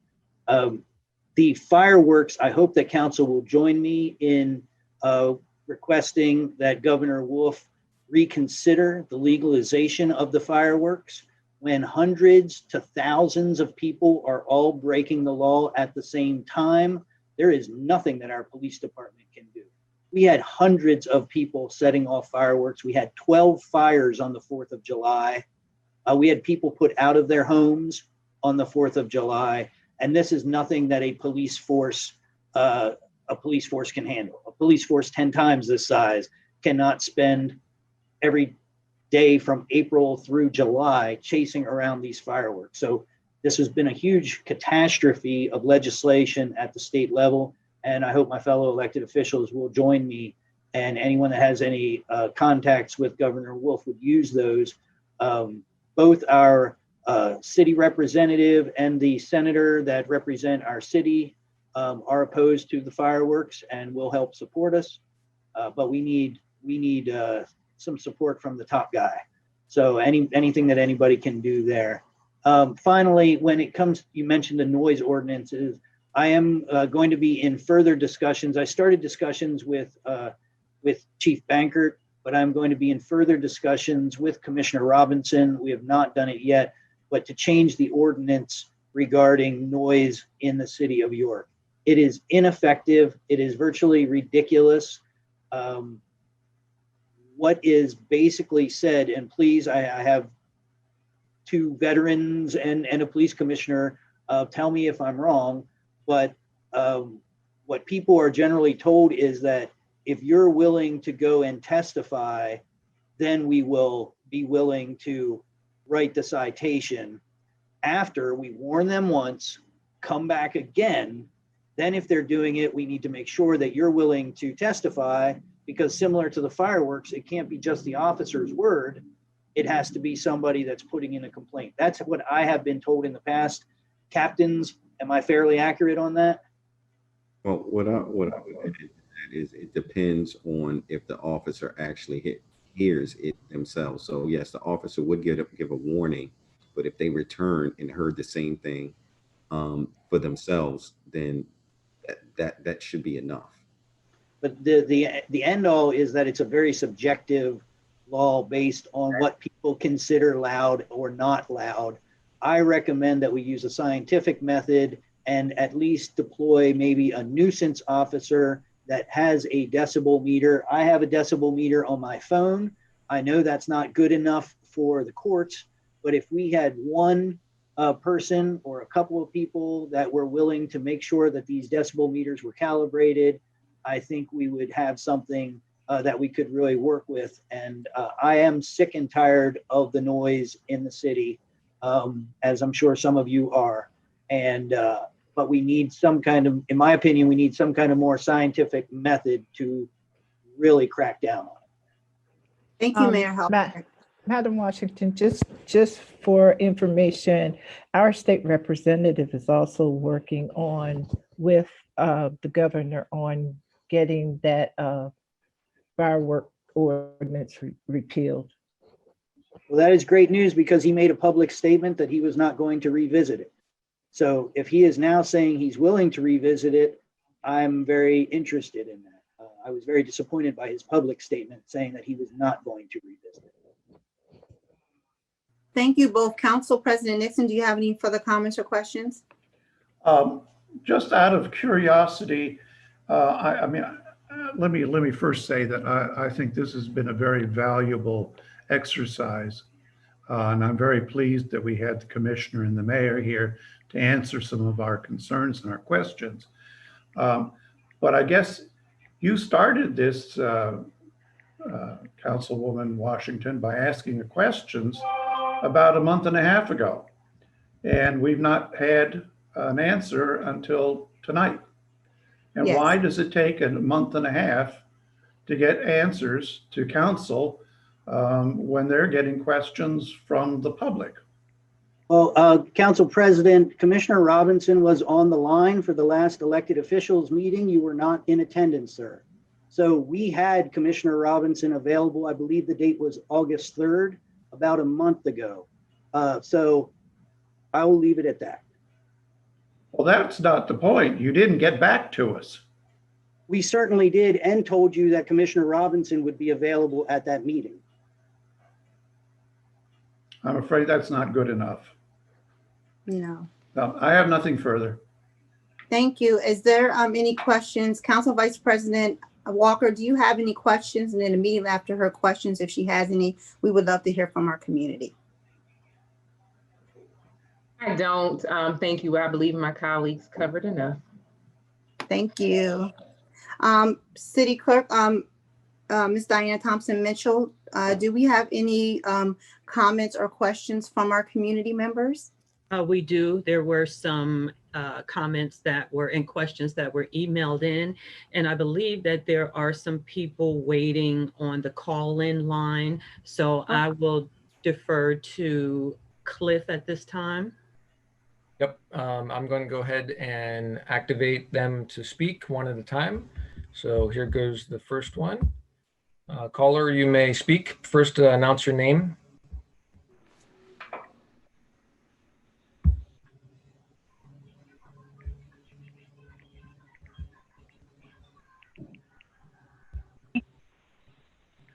Caller, are you there? Yes, I am. My name's Lois Barnett. I live at 450 Wilson Court. And I have a question relating to everything you've been talking about. Commissioner, I'm the person that had emailed you concerning the use of force policy. I've spoken with a couple of the council members, and I'm curious when the use of force policy for our police department is scheduled to be revised.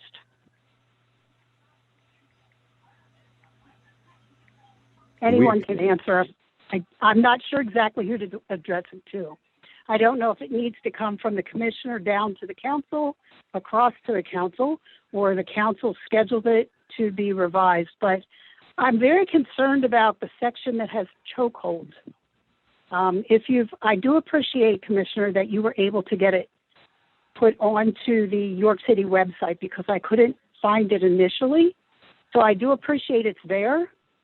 And for everyone's information, I made a copy of it, and my family and I went through it and wrote down some concerns and issues. I would gladly get it to anyone who wants that copy of the concerns. The commissioner has a copy of it. And I'm just wondering when it's going to be revised, looked at to make some revisions. Well, you said a couple of things. To answer your question specifically about revisions, it is currently under review.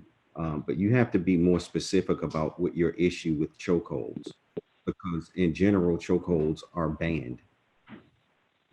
If they are indeed banned, in that section, it states that they are prohibited, but underneath there is an exception. My statement, my concern, as I wrote in the notes, is that if they are prohibited, they should never be allowed. So I don't understand why they're prohibited, and in the very next statement, there's an exception. And I don't think that's appropriate. If they are prohibited, and I believe they should be, there should never be a case when you use it. So they are prohibited, and as in many cases with many policies, there are exceptions to the rule. The exception to the rule is in a case where you don't have a deadly force tool available to you and the situation requires you to use deadly force. And I guess it may be helpful for me to give you an example of a case like that. You think that would be helpful? Yes. So, well, I'm going to give you an example of a situation like that.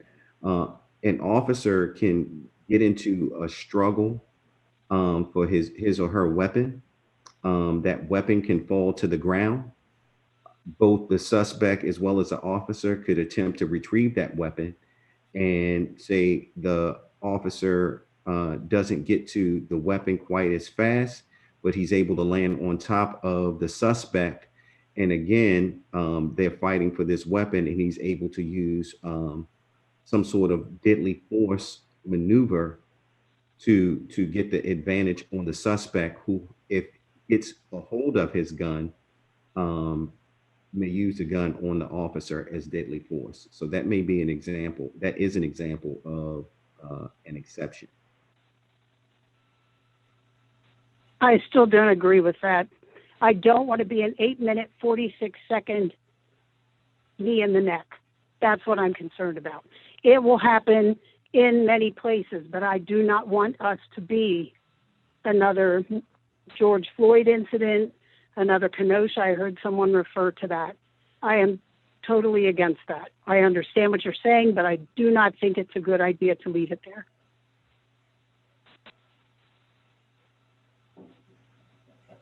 Thank you. Yes, ma'am. Thank Okay, you. we are moving on to the next caller. Caller, if you can, please unmute your mic.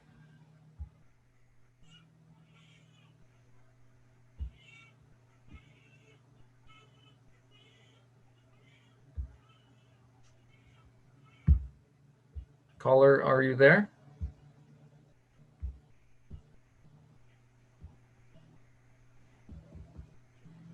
They just hung up. We're moving on to the next one. Caller, if you're there, please unmute your mic.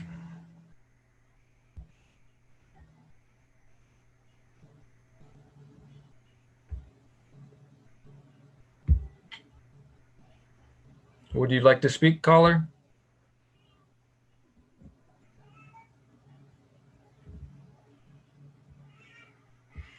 I assume not, so we will move on. Can you hear? Oh, there we go. Sorry, it was not letting me through. This is Samantha Dorm calling. You said you can hear me okay? We can. All right, excellent.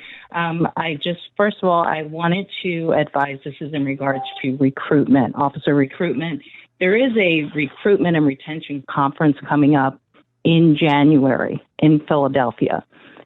These conferences are held quite often, and not knowing where we're going to be by that time, it's possible that it will be virtual. But everything that's being discussed in regards to recruitment and retention is happening all throughout the United States.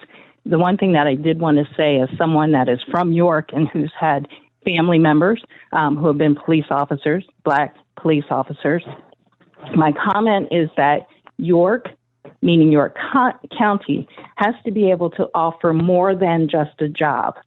My work with the district attorney's office as well as with the city, I know that there has been extensive recruitment in trying to bring in more minorities, more women for many, many years. And it is difficult to bring people here for just a job.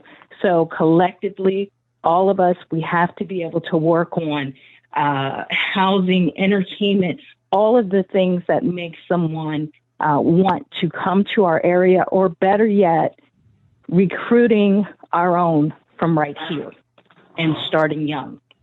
So those programs need to happen. As I mentioned, as someone who came up in a family that included law enforcement, we never, ever once talked about the next generation of our own family becoming police officers.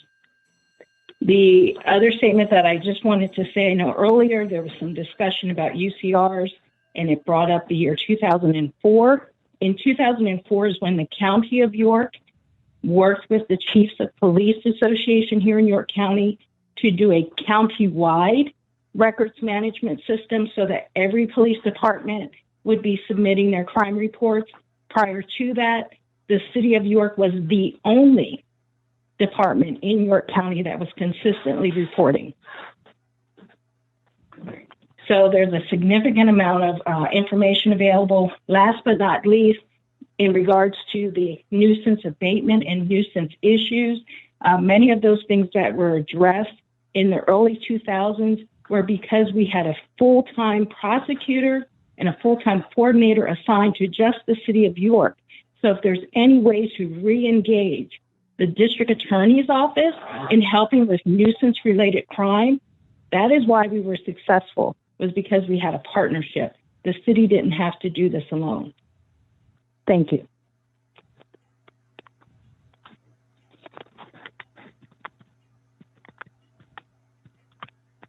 Thank you. Are Okay, there any other callers? we have several attendees connected via Zoom. If any of you would like to speak, please raise your hand. There's a button that allows you to raise your hand, or just comment in the chat, or ask a question using the Q&A, and if you would like to speak, and I'll enable you now.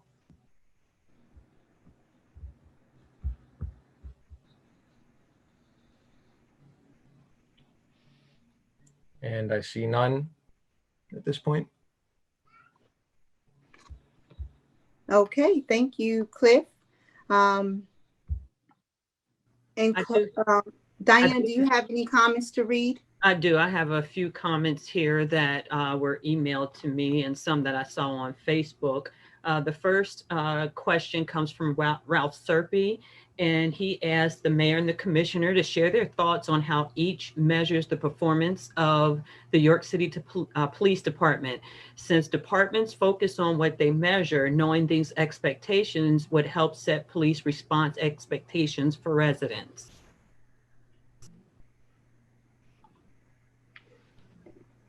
Do I need to repeat that? No, I think it's a pretty broad question though, because as the categories show, there are a lot of different things. We have been over the last few years, and I don't have the most recent numbers, but I know 2018, we had an incredibly high rate of capture of murder suspects. I believe it was in the 70s or 80%, very high. When David Kennedy came here, he was very impressed with how well we were doing in those categories. Do we have the manpower to address all of the crime in the city? No. Is that the fault of any police department? No. Is that the fault of the mayor or the city council? No. We can't raise the taxes to supply another 50 police officers, which would be really, really nice to have. It would be a death nail for the city, for us all to be raising taxes to increase the police department. We just can't do it. So I would give us a fairly good grade for doing what we can with the resources that we have.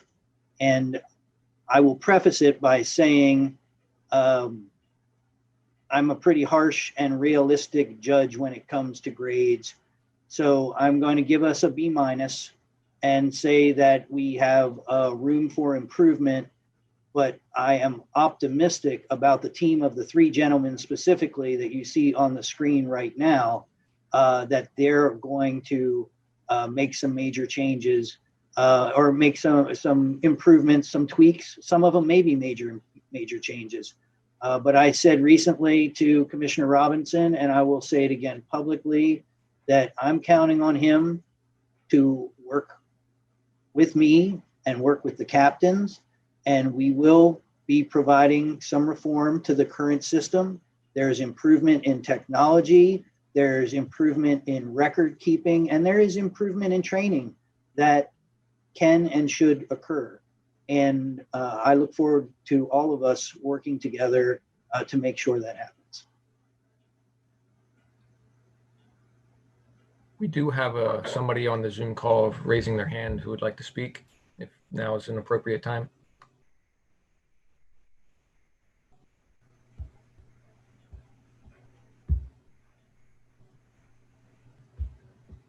Ralph, you can go ahead and speak now if you'd like. Great. Can you hear me now? Yes. Great. Thank you, Mayor. My question was not, can you give a grade to the police department, or can you hire 50 more officers? My question is, how do you and how does the city council and how does the commissioner, how will they evaluate the effectiveness of our police department, knowing that what you're measuring and what you're rating is what the police department will focus on. So if you're focused on the reduction of homicide, if you're focused on the reduction of nuisance crimes, then we know that's where the police department will be focused. The last part of that question is, so the residents can set their expectation. So I've been a resident of the city for just 11 years, and I have learned to lower my expectations in terms of police response. So it was very enlightening to hear that if a call comes in that's not a priority and it falls off the system, then it is on city residents. It is our responsibility, if we do want a response, to call back again and again. So here's my question. How Okay. are you evaluating the police department, knowing that how you're evaluating them is what they'll focus on, and anything they're not focused on will not be a priority? I hate to hear that it will not be a priority. Obviously, if there's a homicide, when we get a call about a dirt bike somewhere, that is not, or fireworks going off, that cannot be a priority. I mean, I feel that is common sense and is not meant to insult anyone. With the number of officers that we have, we do not have a choice but to prioritize. So yes, I think that in recent years, the city has been judged by its most violent crime, and that is what needs to be addressed first and foremost.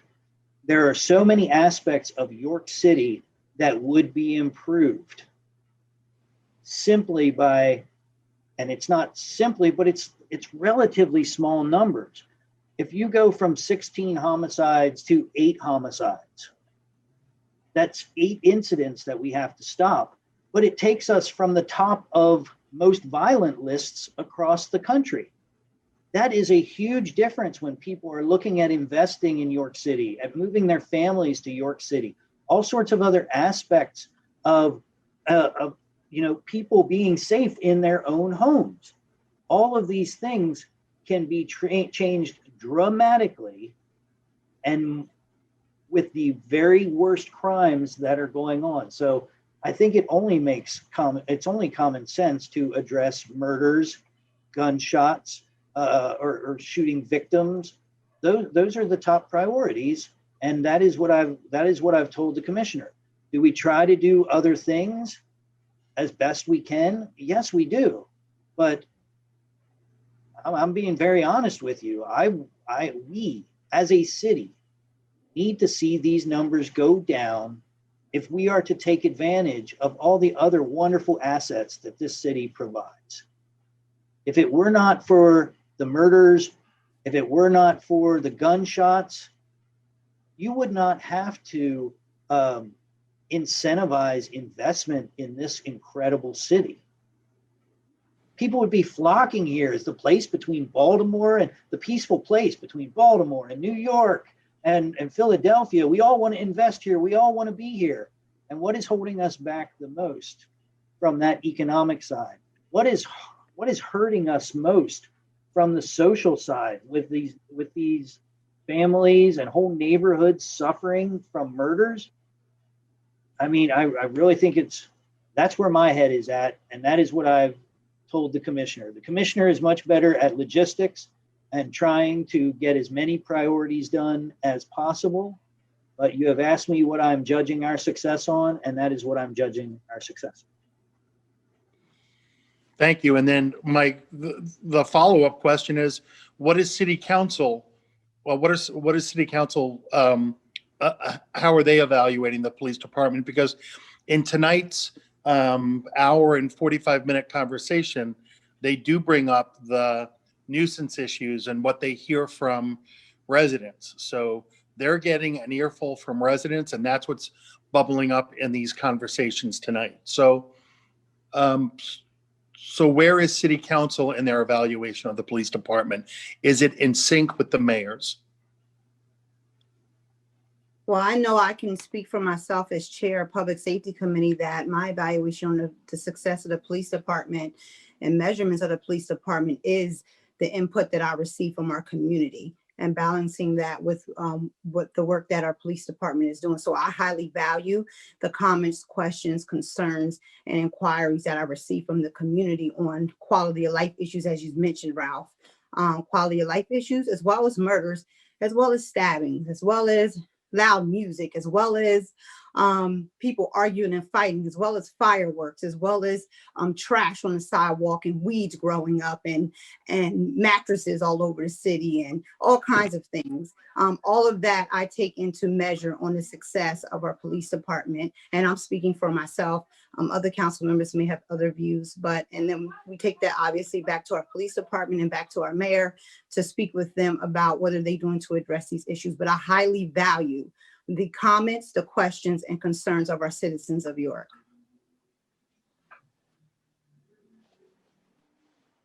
Thank you. Cliff, do you have anyone else that's waiting or has a hand waved to speak? I do not. Okay, I'm going to move on now to some questions that I have received here. And let's see here. The next question comes from Cora Jensen. She was wondering how police officers are going to be held responsible when they use excessive force. Do police unions interfere with the municipality's ability to fire an officer? So, first off, if somebody operates, whether it's use of force or any other manner outside of policy, there is policy and protocol that governs how that first and foremost is cataloged and captured. Then it goes into an investigation phase, and so there's an entire process that we follow. In some ways, that is connected to contract obligations, and in some ways, it is connected to policy. But we follow the procedures and protocols in investigating those things. So that's how we look at dealing with it. And so, in other words, it's not some arbitrary thing that that I can just say I'm going to do this in this case or this in another case. There is specific protocols that we must follow, and that's what I do. Thank you, Commissioner. Mayor, did you want to add something?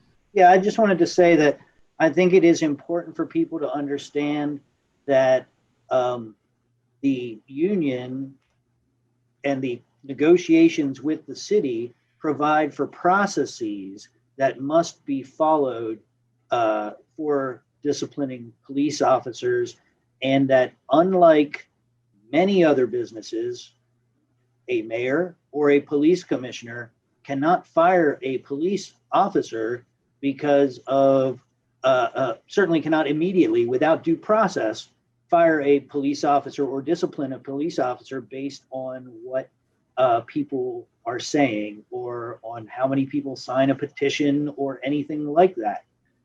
We are unable to do that. And that is certainly, I know, a frustration in the community sometimes. You see it, and not necessarily in our community, but you see it across the nation when people are yelling for officers to be immediately fired or whatever it is. And it can't necessarily happen that way. And that's what union contracts are about. It gives protections to workers, whether it's a plumber or a firefighter or a police officer. That's what union contracts do. They protect employees. Thank you, Mr. Mayor. And I have a couple more questions here. So, so if you all could keep your answers brief and to the point, I would appreciate that. You've done a fine job so far. So the next question is from Logan Hollinger from the York Dispatch. Has there been any progress with creating a committee with police, the DA, etc., to look at police reforms such as body camera footage access.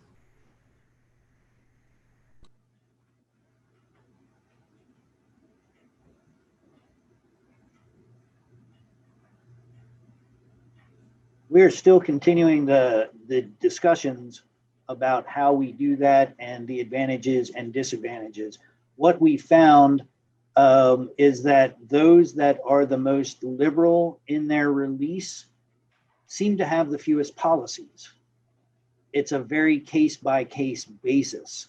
So if you are asking what policy are we going to create and give to you, we don't have it. I continue to point to the mayor of Louisville, who I met in Washington, D.C., and we had this discussion, and I was very excited about his opportunity to release camera footage within 24 hours in case of social importance. Is it an issue where there are rumors going around and the truth just needs to get out there, whether there's violence occurring or just it's in the public good to get the information out there? And I was looking for their policy, and they don't have an official policy. They have a group of individuals that includes basically some of the police officers. I'm not sure, I can't remember if the district attorney is a part of that small committee, but it's really on a case-by-case basis. That makes me kind of nervous. I like policies to follow. I like the rules that you can say, this is what we're going to do every time. Otherwise, you end up with accusations of favoritism and things like that. So we have not found the model that seems to be effective yet. So those discussions are ongoing. Thank you, Mayor. There was a second part to that question, but I'll just forward that information to you all to kind of move things along here. There is a multiple part question submitted by Grace Siebold, but again, I will only ask you one of these questions and we'll forward that information, the questions she has to you. Actually, I'll do a two-part of this. Grace Siebold asks, what does the city do to encourage officers to hold each other accountable and make reports of unacceptable conduct? And how does the city handle complaints of police misconduct? Commissioner? Yeah, so again, a part of the review of policy, and specifically in light of looking at 8 very specific policies, one of the things that we are looking to adopt, and we are looking at other municipalities and jurisdictions who already have it, is a duty to intervene.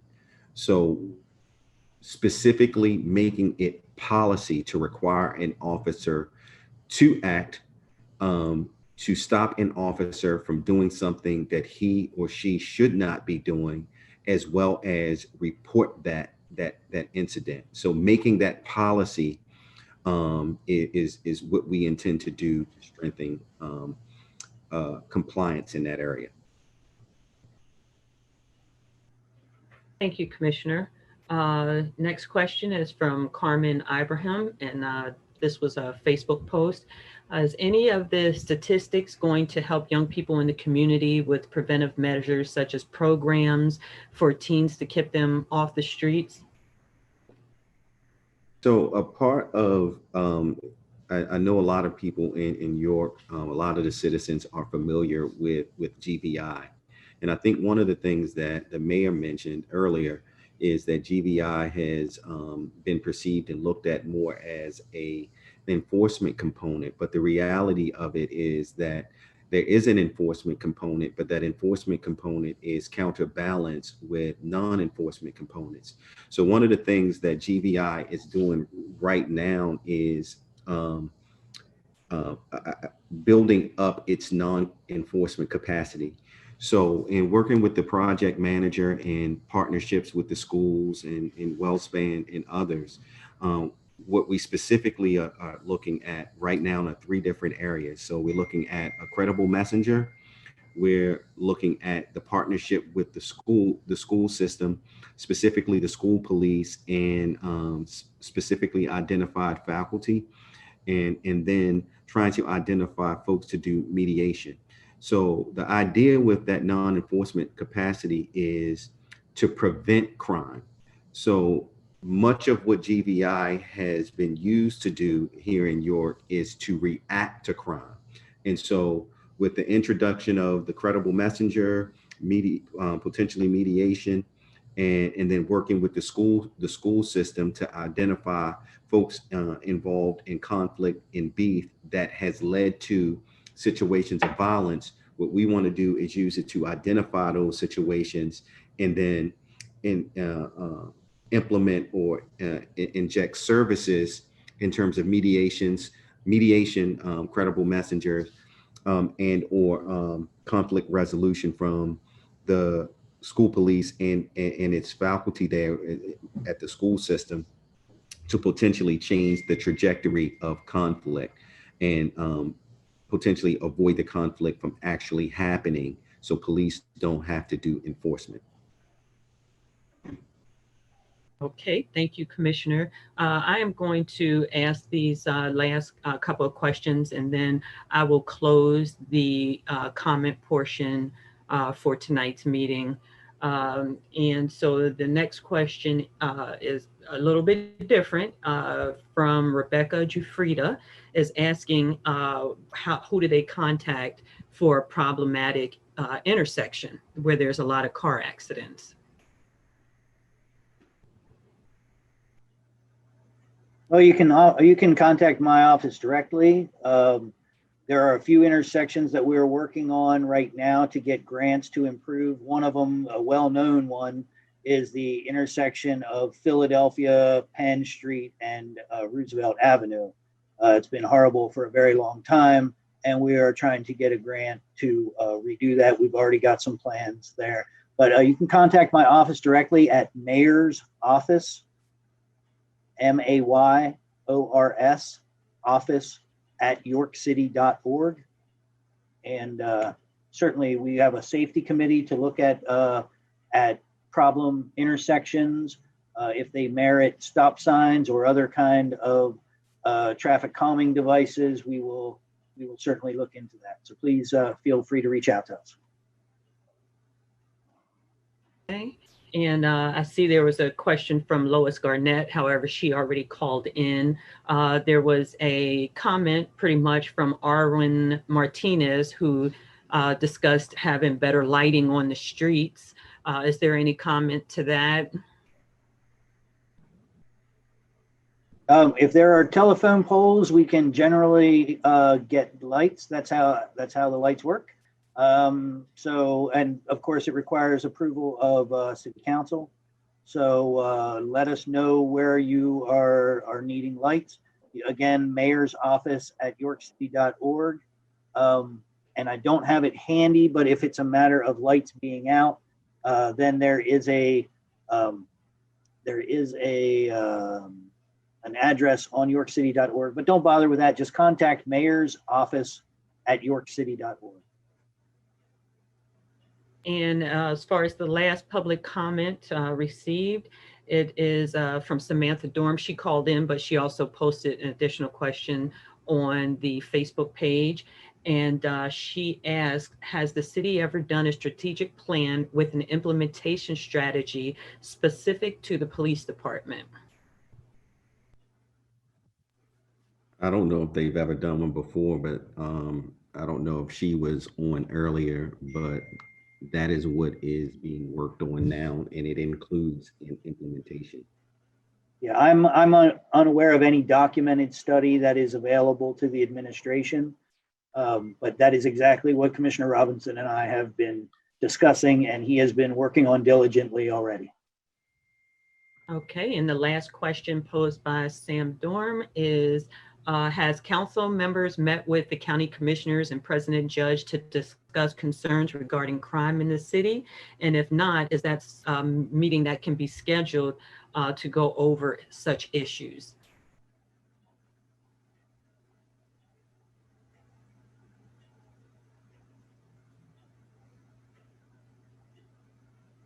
Thank you. I know that some of us may have met with them on an individual basis, but as a group, I don't believe that we've met with them as a group. And I'm sure that's something that we can schedule for the future.